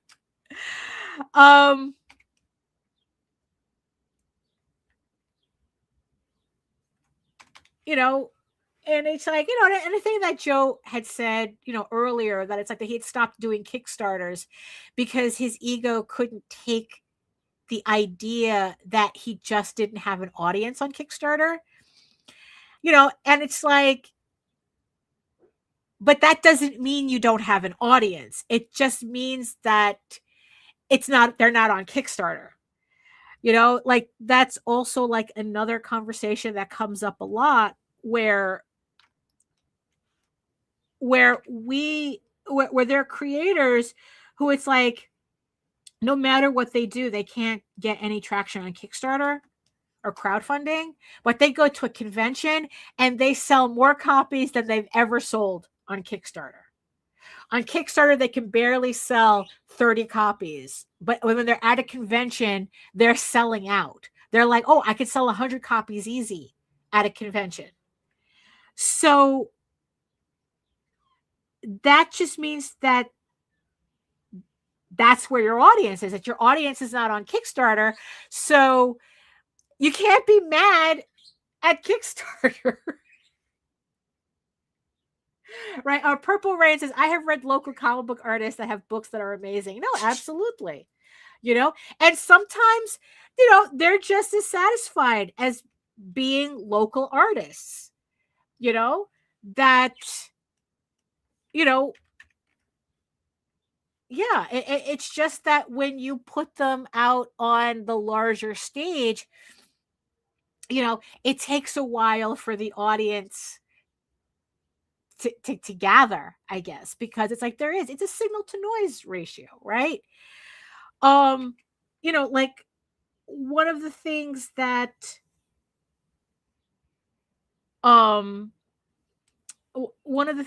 I've been doing recently is like, just trying to figure out different ways of promoting my stuff and trying to like find different audiences for my stuff. And one of the things that I was just experimenting is like kind of like, like resurrecting my Instagram page.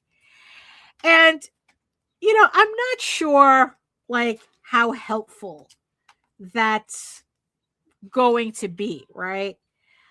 But the unintended consequence of that is that I began to find it interesting trying to create like these carousels for Instagram, and like trying to like figure out like the verbiage and the visuals and that could attract attention. And in the end, and it's like, so like, instead of getting like wrapped up about like, oh, well, is this working or this, that, and the other thing? Am I finding people, blah, blah. It's like, I'm more like, how can I think about my book in a way that will attract the people that I think will be most interested in? And I don't know. It's like I've actually been kind of enjoying trying to make these little advertising, these little carousels and these little videos, and just like trying to get the hang of it. Let's see. Purple Rain says, because at conventions you're visible and there to talk to people who enjoy the person's signature, it just feels more personal. I agree. It's like, yeah, because it's like when people like when they're talking, yeah, it's like you're building that rapport, that physical rapport, right? Which can be very helpful. But it's like, yeah, but it's like, then conventions has their own issues, right? Like just recently there was this discussion on Blue Sky about how furry conventions are picking up the bad habits of anime conventions. And now it's like showrunners are expecting people to like give them portfolios of what their setup is going to look like and what kind of merchandise they're going to have and what their table would look like. And it's like, whatever happened to just being able to buy a table at a convention and show up with your portfolio? Now you have to be like this whole production, right? And not only that, but it's like, that's like on top of being, like, oh, and you have to be in a lottery, right? And the tables are hella expensive on top of it. Oh yeah. No, it's ridiculous. I hated it when I started seeing that at anime conventions. But then again, because ever since they switched to the whole lottery system, I don't think I've been able to get into an anime convention since like the late 90s.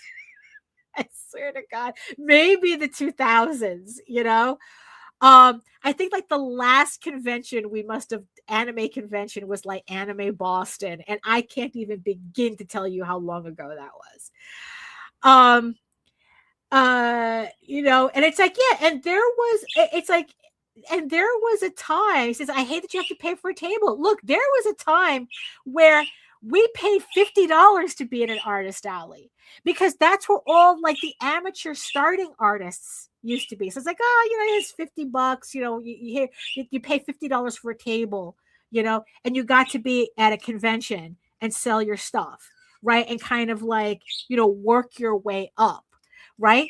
But now a lot of the bigger conventions have pushed all their professionals into the artist alley, right? Leaving no option for like, even if I were just to like, I can't even pay for an artist alley table because, oh, you're not a professional, so we're not going to give you the privilege of buying an artist alley table, right? And then it's like, and then you have like anime conventions, and like I said, like now furry conventions are doing this. Although I don't know by how much, I just, you know, where it's like now you have to, as an amateur artist or a starting artist, you have to come out of the gate looking like a professional. Like, you know, it's like, oh, well, do you have merch? It's like, it's absolutely ridiculous. It's like, where it's kind of like the equivalent of how am I supposed to have how am I supposed to have experience if you're not giving me the opportunity to create that experience, right?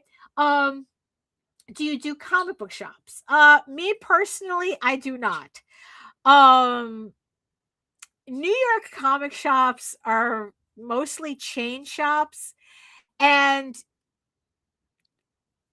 I haven't had any luck really creating a rapport with them, me personally.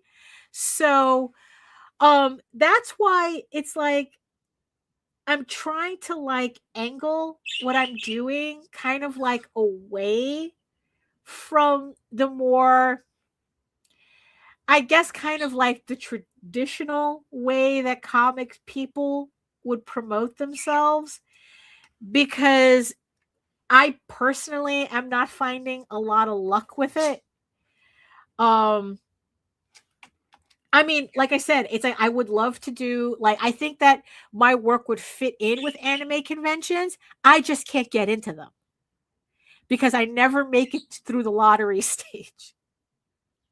I have been trying to get into Anime NYC for like years, and I never get in. I apply every time. This is the first year that I just bothered not to apply. Although I did do something a little different this year, but it wasn't for me. So let's see how that works out.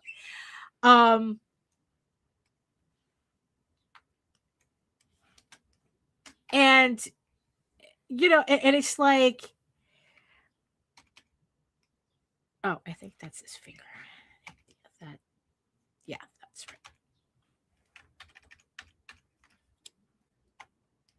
You know, and it's like, you know, so comic book shops are kind of like the same thing for me. Like the amount of times that I've tried to have even just put postcards in comic book shops only to be constantly, oh, you got to talk to this person, you got to talk to that person. You know, it's like, oh, we can't just put the cards there. They have to be approved and this person's not in, or this, that, and the other thing. It's like, it's just like, okay, you know what? I don't have the energy for this. I don't have the energy for this.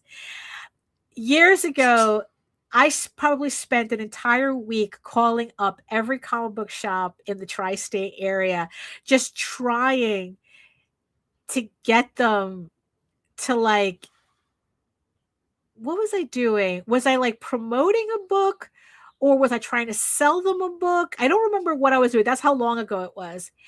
And every single, I think it was like trying to get them to even look at my book.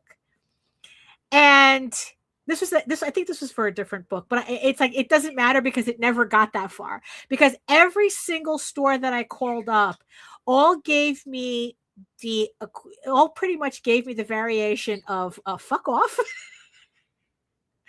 or are you in diamond previews? No, then we're not looking at your stuff. right? And if you don't, Diamond Previews is the industry catalog that no longer exists. Now it's like it's a completely different chaos situation going on right now. And I couldn't get anybody to even, like, back in the early days, it was a lot easier. But now, you know, it's like, because I remember hearing, you know, people going, oh, yeah, we just drop comics off and they would have it. And it's like, no, now it's like, you know, I think I only had one shop that said, oh, yeah, we'll take your books on consignment, but you're the one that has to keep track of anything. We don't keep track of anything.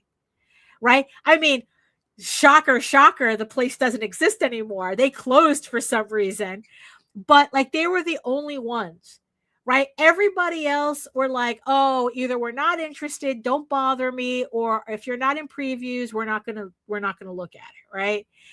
And then what makes that worse was that my books were banned from the previews catalog for years before that. So I couldn't have been in the previous catalog even if I wanted to. So it was a whole mess.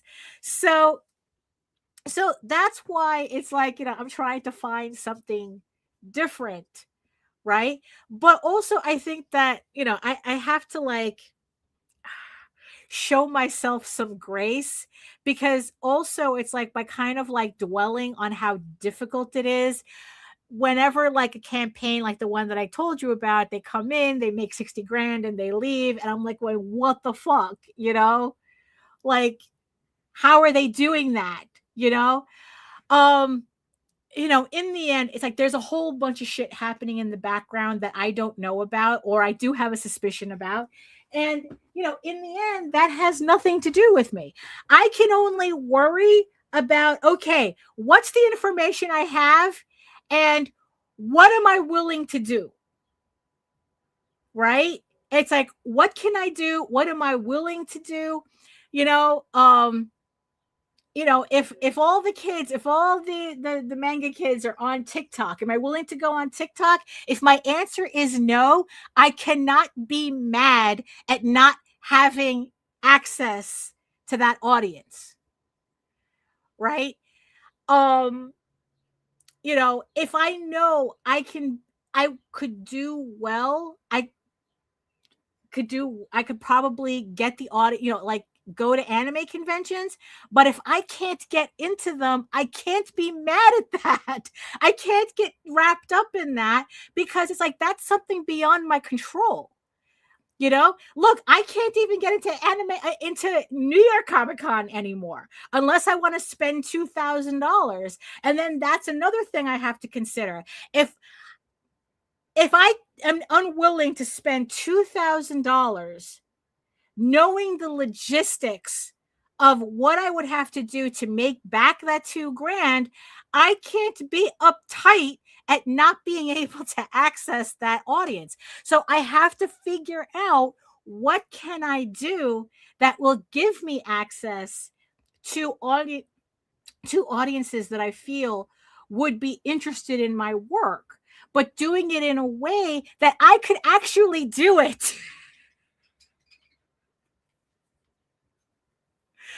And it's like, and it does get frustrating. Because it's like, we hear all this advice about, oh, you should do this, you should do that, and you should do the other thing, right? But it's so dependent on so many variables that also, and also you have to really consider the people who are giving that advice too. Because if it's one thing that's really, really standing out for me, is how many people give advice. Oh, hello, Far Star Lover. Hello. New York Comic Con is too expensive now. Same with Anime NYC. Yeah. And again, it's like, that's if you can even get into them. I mean, it's ridiculous as to how these conventions, it's like, and then, oh, I only bought a single badge for Anime NYC this year. Yeah, I mean, because that was the thing too. Last year, because it's like there was this whole conversation again on Blue Sky about how the CEO of Reed Pop, right, who owns most of these conventions, these large conventions, right? I think it's like Reed Pop and Fan Expo. I guess like they're two major rivals in the comic convention scene. It's like they're talking about how, oh yeah, our competition is Coachella. It's like, where the fuck did you make that connection? What does Coachella have to do with comics? What does Coachella have to do with manga? Right? And then it's like, he's talking, so it's like, he's already announcing the changes that we're going to start seeing in the next couple of years to comic book conventions, which means it's going to get worse. A Far Star Lover says, not bothering with the $200 for 4 days because prices are costly and I refuse to buy more due to budgeting. No, absolutely. Because last year I had wanted to go to Anime Expo, to Anime NYC. Anime Expo's in California. Anime NYC, just to check it out, right? And just buying tickets, a 1-day pass for me and my husband would have been $200. And they have the nerve to charge you an extra $40 for the lanyards. I go, what are you doing? Right? Oh yeah, definitely forget it, Anime Expo. Forget it. Right. And then there's the skyrocketing cost of hotels, right? And this is New York. The hotels are expensive to begin with. They don't give a shit at what's going on at the Javits.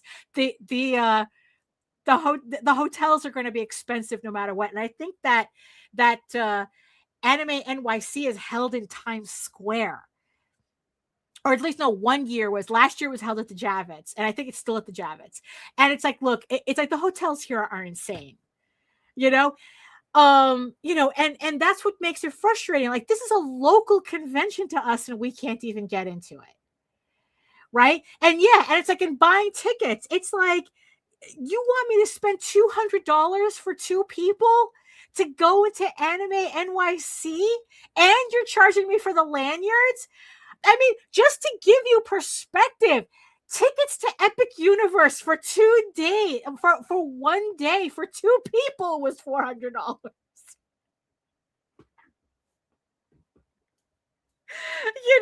I mean, it's like, are you telling me that this convention is like half the entertainment of an actual theme park for 1 day?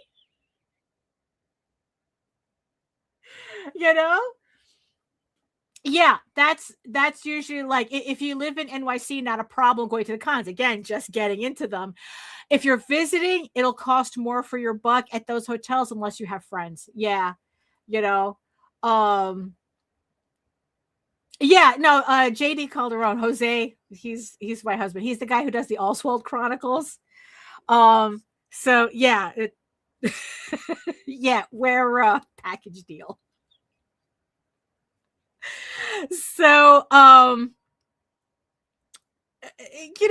yeah, it's like, so it's just like the cost. And so with this article in Forbes from the guy who runs Reed Pop, it's like it's only going to get worse. And then what happens that because this guy wants to turn these conventions into kind of like world fairs where they have a little bit of everything, that's going to dilute the comic book market even more, because all he's going to be doing is because all he gives a shit about is head count. Right. But the problem is that not every person in your audience is equal. Right. Not every person at a convention is equal.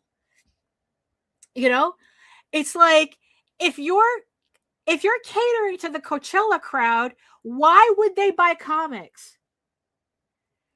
Right. No. NYCC hasn't been about comics in a while. Same thing with like San Diego and all that stuff. It's like, there was one publisher who said that they haven't been at San Diego Comic-Con in years because they kept seeing more and more people confused as to why you would want comics at a comic book convention. Like the fact that it's called San Diego Comic-Con doesn't mean anything anymore. Like, why would I want to buy a comic? And this has been a pattern that's been happening for years. It's like yeah, exactly. It's like it's about fandom. Yeah, Farstar Liver. It's more about fandom than it is about the individual thing. Yeah, pop culture conventions. Ben says Comic Cons have basically turned into pop culture conventions. Where people who see the movies want to see the actors, but they could give a rat's ass about the medium that this shit came from. Yes, modern Marvel is to blame for it. Yeah. Because they made that specific divide between comics and the movies. I think if there's something different, if there's a difference between how the Japanese market, manga, anime market works and the American market works, is that in Japan, the anime and the manga go together. They work together. The manga leads up to the anime, and then the anime sells more manga. So it's a symbiotic relationship, right? In the United States, unless there's a very specific push for it, once a comic turns into a movie, the comic ceases to exist. Like they make Marvel makes no connection between Marvel and DC. They make no connection between their movies and the comics. They don't even release comic book adaptations of the movies.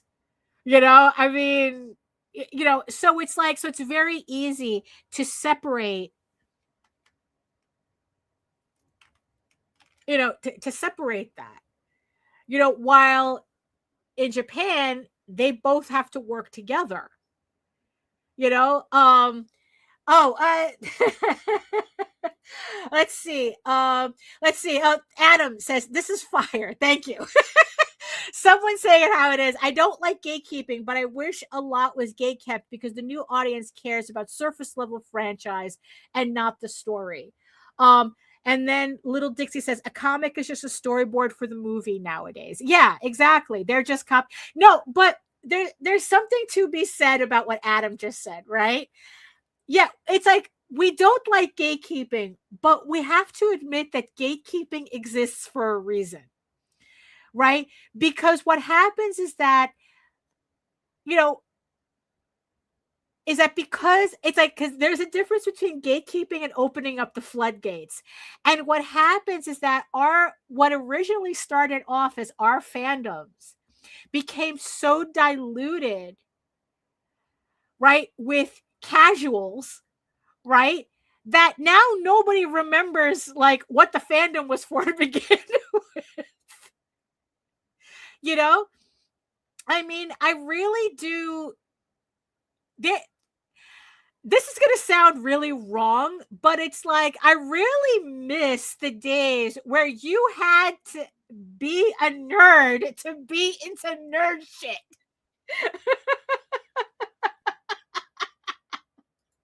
It's going to be very butchered. I'm pretty sure.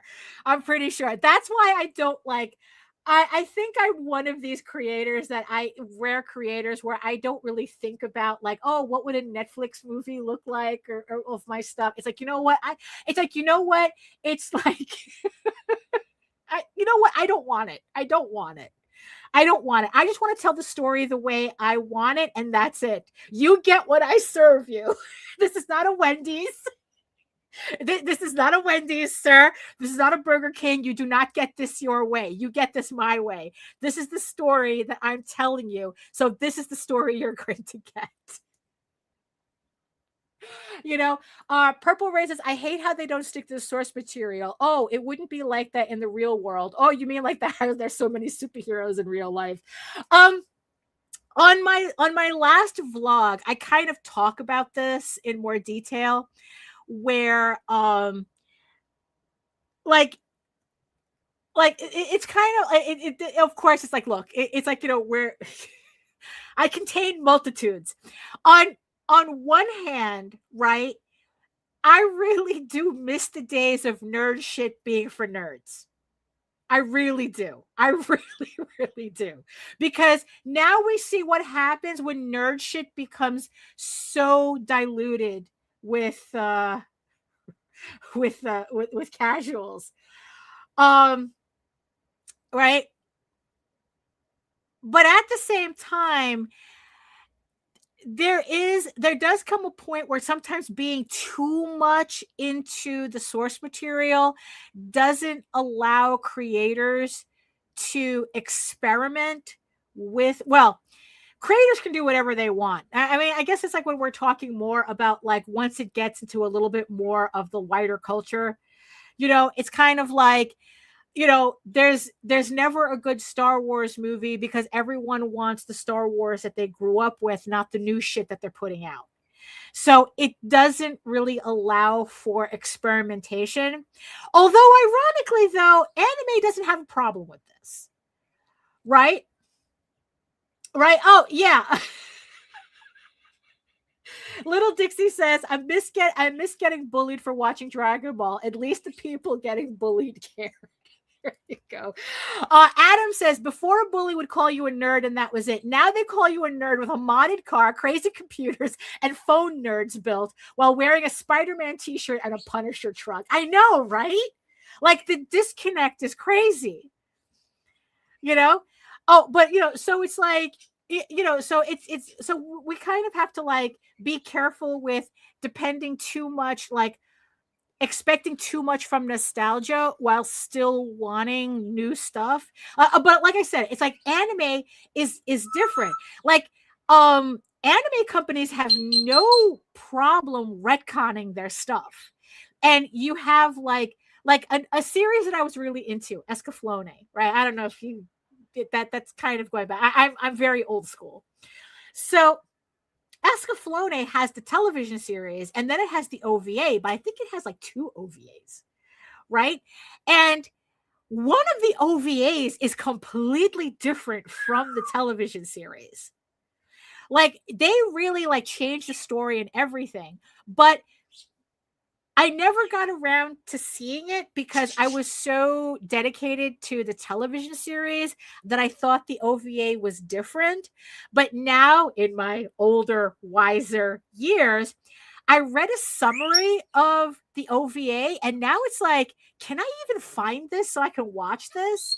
Like, it seems like what they did with the story was like, yeah, it was different, but it's still Escaflowne. It's just the creators decided to do something different, and I know that there's like a whole bunch of other series where they do that, where it's like the manga's one thing, and then it's like they kind of do something different in the in the anime, and then there's the whole thing with light novels too, where they do something different in the light, like I don't know, like the Japanese, they don't have a problem kind of like messing around with stuff like Dirty Pair, right? Like that there's kind of like 4 different versions of Dirty Pair, and it's like, honestly, I've and you have a preference, right?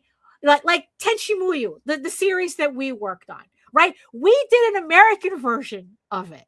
This was back in the 90s. The trade paper, the Armature Entertainment just recently did a trade version of the American comics that I lettered and that we worked on. We worked on one of the first original anime stories. Like we didn't do an adaptation of Tenchi Muyo. We did an original American story.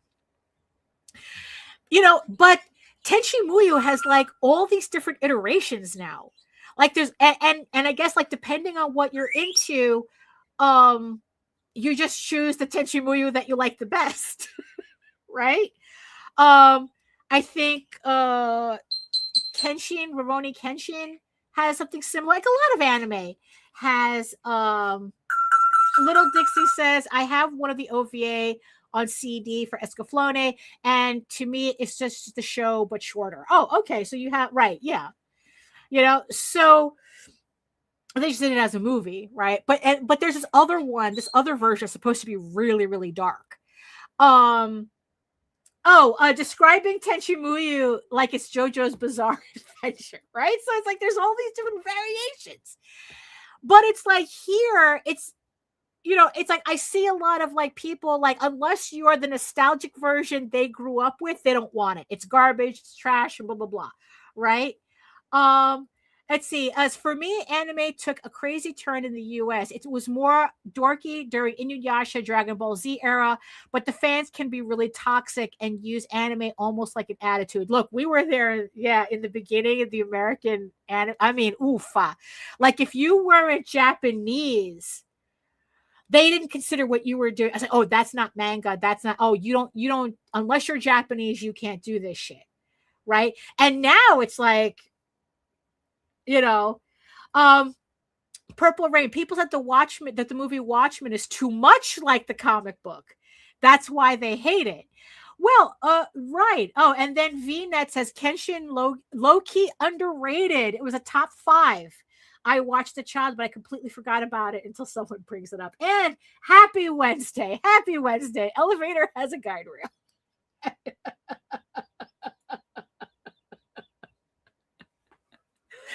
You know, so you know, so it's just like, you know, so it's like, it's just like, I think, I don't know, it's like, I guess like American fandom is just really weird. I don't know. But going back to what Adam said, right? That it's like gatekeepers exist for a reason. It's like on one hand, we don't like them, but on the other hand, they serve a purpose. There's a reason why the gates were there. So, you know, I mean, that's,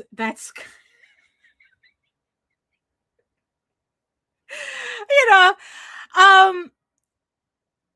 you know, and it's like, yeah, it's like, cause it's like, I missed those days. I miss those days. You know, because it's like now it's like to be a creator in this space is a lot more difficult. Because, you know, these companies, they want to attract as many people as possible, but the problem is that the quality, they don't care about the quality of the people that they're attracting.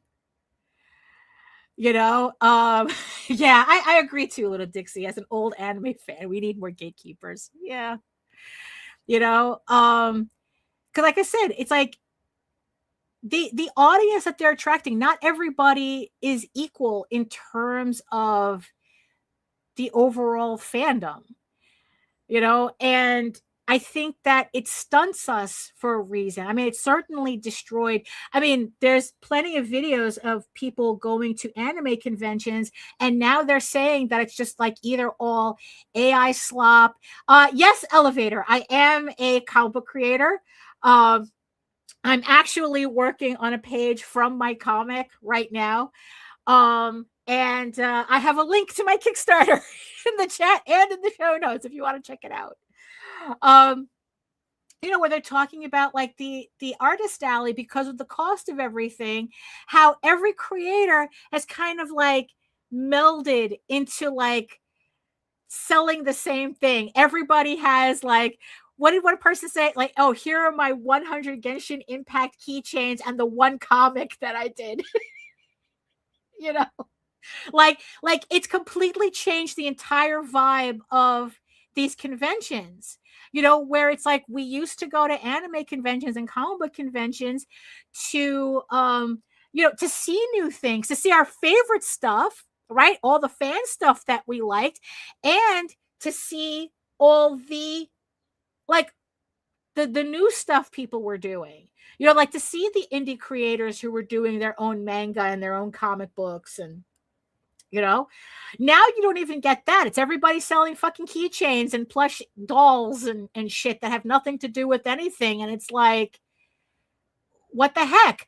But it's because the tables are so expensive. It's like, do you know how many like books I would have, like going back to the NYCC, example, it's like if a booth costs me $2,000, that's a hell of a lot of comic books I have to sell. And and not everybody is going to want, my comic book. So it's like, it's not like, it's like, I just have to sell X amount. It's like, that's not how that works. The convention math. If this convention has 100,000 people, if I just get everybody to spend $1 at my table, I'll make $100,000. That's not how it works. Adam says it's what it is now. Only thing to do is try to keep the new cool stuff low key for as long as possible. But to be honest, our time as old heads is done. It's the new generation to decide what happens. It's true. Yeah, exactly.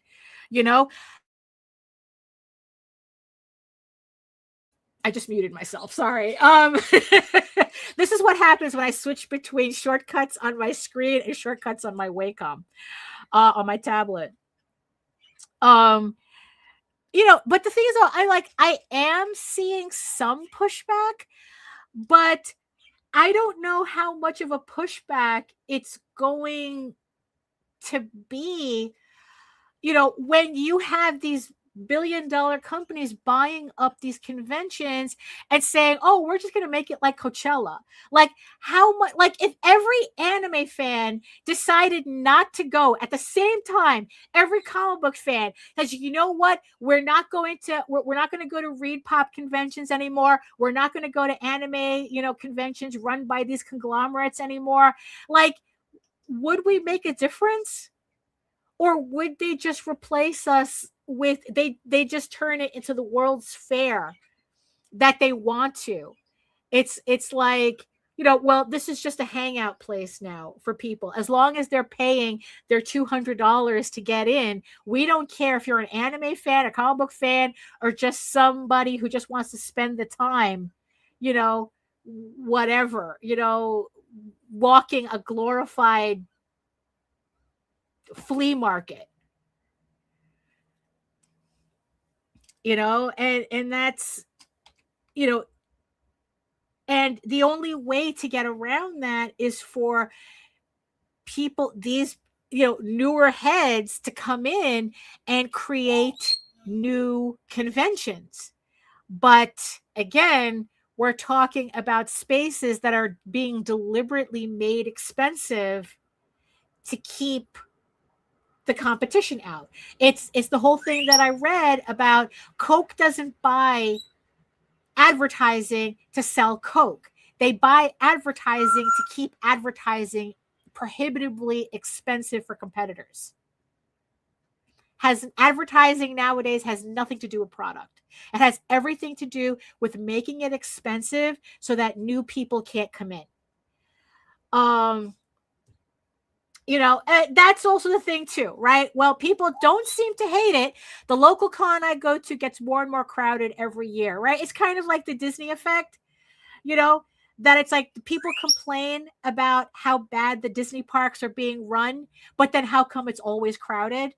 And that's the thing that these companies depend on. As long as there are people who really don't mind it, they don't care if we, as people who remembered the good times, the better times, they don't care if we don't like it. Adam says there will always be people that will still attend and eat the slop. Yeah, that's why concerts still sell out with bands no one has ever heard of for 30 years. Well, because they're selling on the nostalgia, and also they don't mind paying the exorbitant Ticketmaster prices. The tickets are actually like $75, but there's $300 worth of fees on it that have no reason to be there. So yeah, I don't know what's going to take, like, how this pendulum is going to swing, honestly.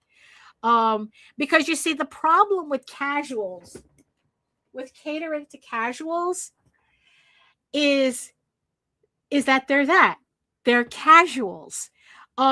These are people who are not loyal to you. They're not loyal to the product. They're not loyal to you. They're just hanging out and they're moving on.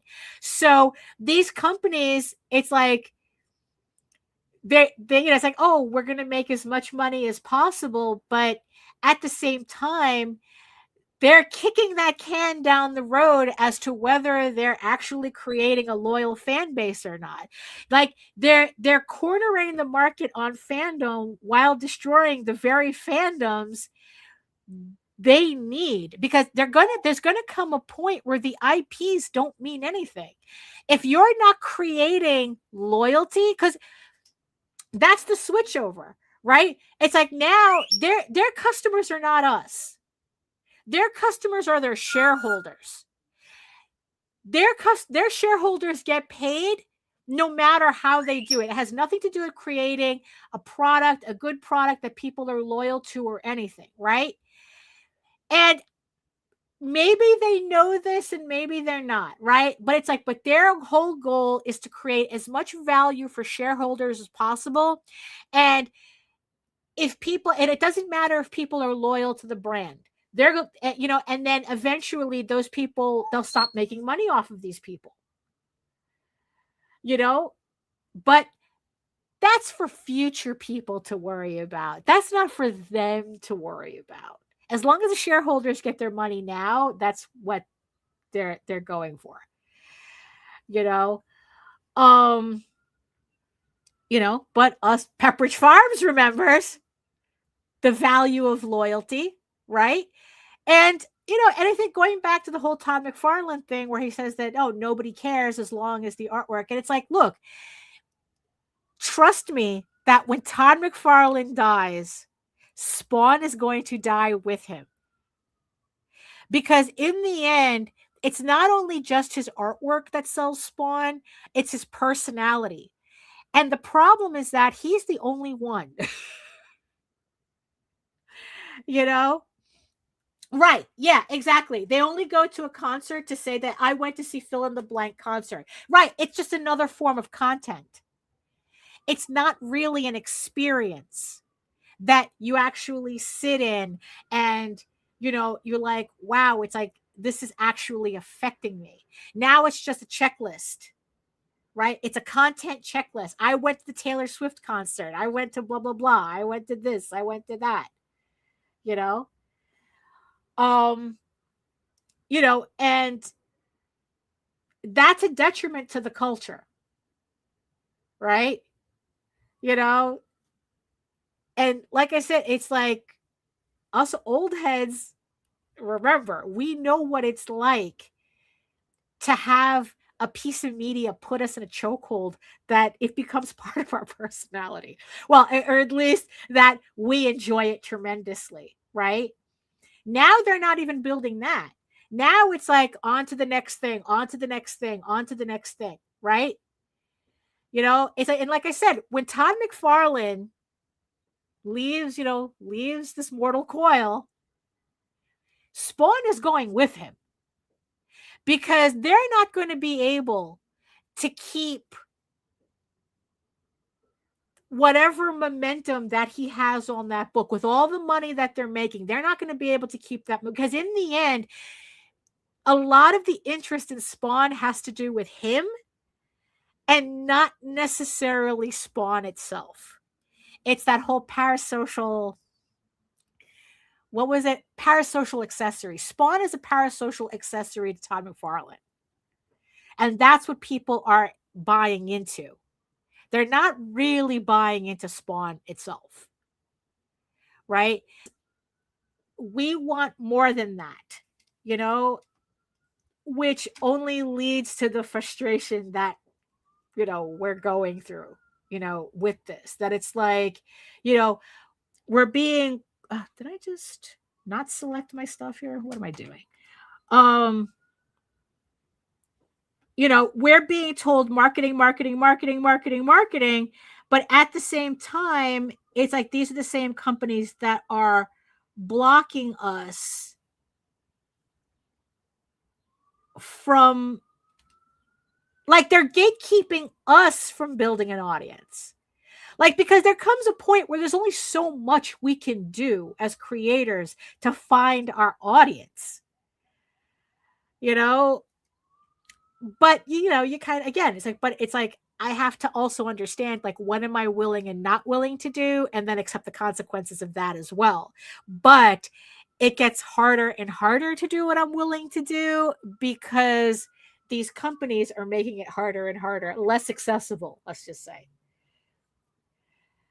You know, like I just read that Subscribestar is now acting up, you know, so it's another place where artists are finding it more and more difficult to put the artwork that they make available, that they want to make available. But that's a story for a different for another time. But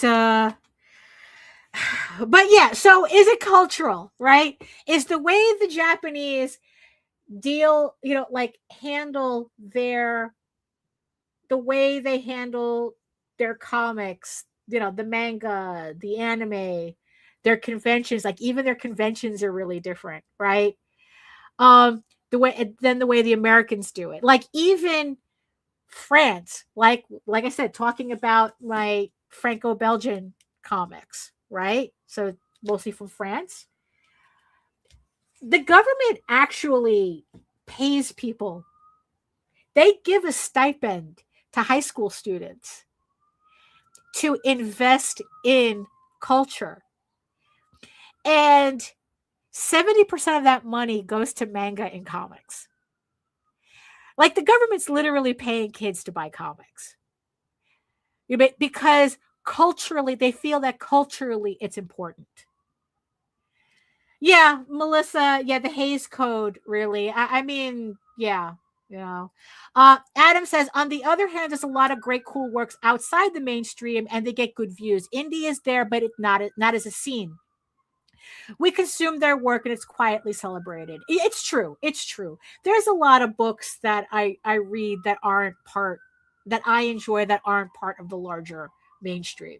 You know, it's just trying to create a scene that doesn't necessarily have to be connected to that mainstream. You know, they pay, yes, they do. They pay people to buy comics in France. There's a stipend. I think it's between, you get a stipend, a culture stipend between the ages of 13 and 18.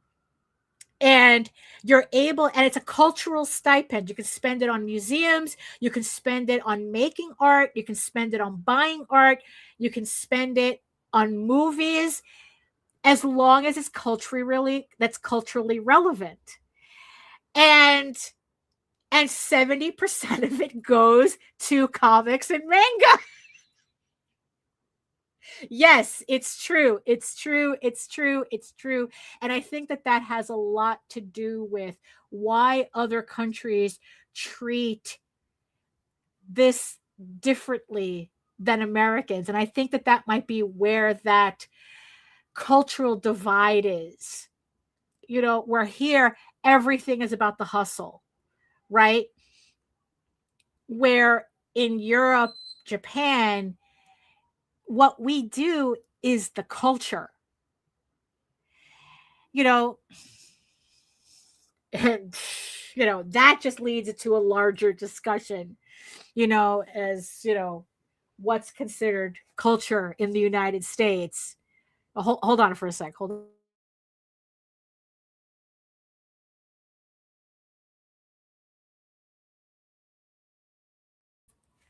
Now, so oh my goodness, I didn't even realize that we're like 2 hours and a half.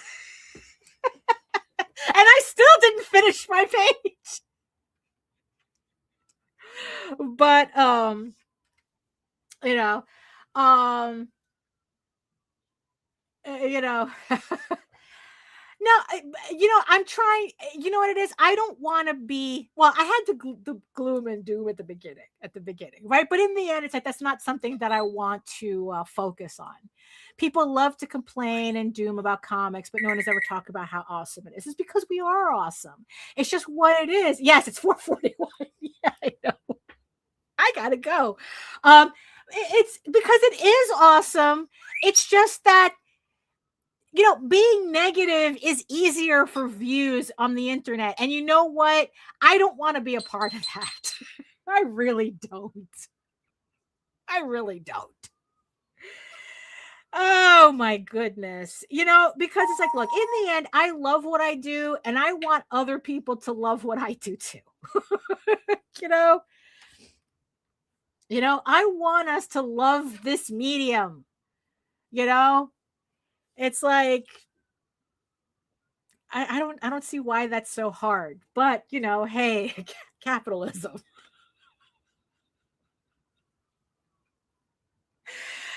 Oh my goodness. So yeah, I mean, look, the conversation like really got going after the second hour mark. So you know what? I wasn't going to just close off the stream thing. It's like I just wasn't.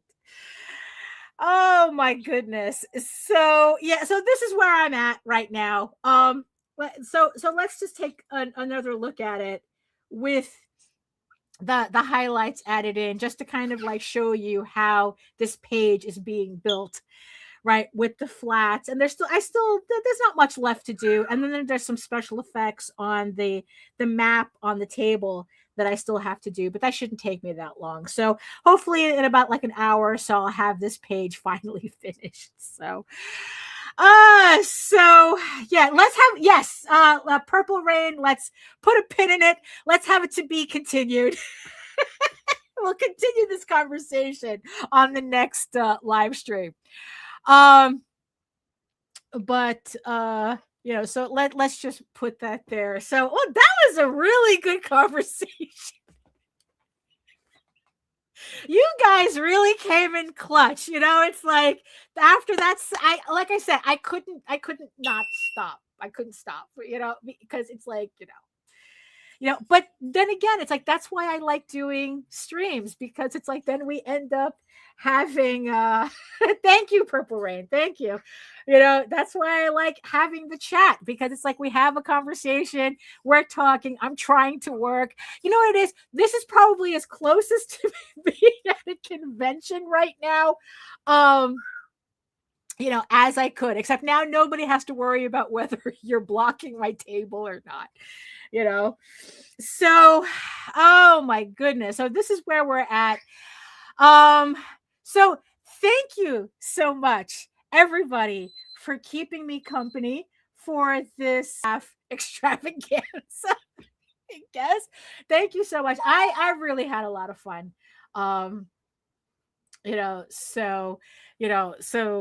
Yeah, so let's do this again sometime, right? Let's do this again. So thank you, everybody in the chat. Thank you, all of my beautiful eyeball people. Thank you, everybody who's been watching. And even if you're catching this on the replay, while you're here, make sure you like, share, subscribe, put a comment. I don't know. Tell me about your favorite anime or your favorite convention moment or whatever in the comments. While you're here, make sure you like, share, subscribe, and hit that notification bell so that you get notified whenever any of my live streams go live. Because I actually like doing these better than doing recorded videos because of the conversations that always pop up. Well, thank you, Adam. Thank you, Vina. Thank you, Purple Rain. Thank you, Dixie. Thank you, Melissa. Thank you so much, everybody. Elevator guy. Thank you so much. Thank you, Joseph. Thank you, everybody. Efrain. Thank you, everybody who joined me. Farstar Lover, thank you so much for joining me in the chat. And if you want to learn more about me and my artwork and my Kickstarters and all my other nonsense, you can head on over to my main portfolio site at egoworks.com, EGOWORKS, where you can read Ego Raven, Air the First Unicorn for free. But if you prefer your fantasy to be more of a furry Lord of the Rings adventure, you can follow the link over to Tall Tales. That's TAILS online.com. And you can read the archive of over 1,000 comic pages there. It'll definitely keep you busy. And while you're there, oh, I don't have it here. I don't have my QR code. Well, while you're at the websites, make sure that you also sign up. Oh, I guess the QR code's right there. That's why I don't have a pop-up. The QR code's right there. Scan the QR code or go to the websites. Make sure to sign up for my newsletter where you can keep up to date with all of my new art, my sketchbooks, my comics, my Kickstarters, and get a free PDF comics bundle just for joining. You get to read Ego Raven for free. You get to read Tall Tales for free. And you also get to read the Oswald Chronicles for free as well. So you get like a whole bunch of comics just for signing up. Also, remember, Ego Raven, Air the First Unicorn, issue 12 is on Kickstarter right now. Link is in the chat and in the show notes. So thank you, everybody, for joining me today. I really had a lot of fun. Thank you so much for all your comments and your likes and everything, and your subs and all your little hearts and everything. Thank you so much for joining me.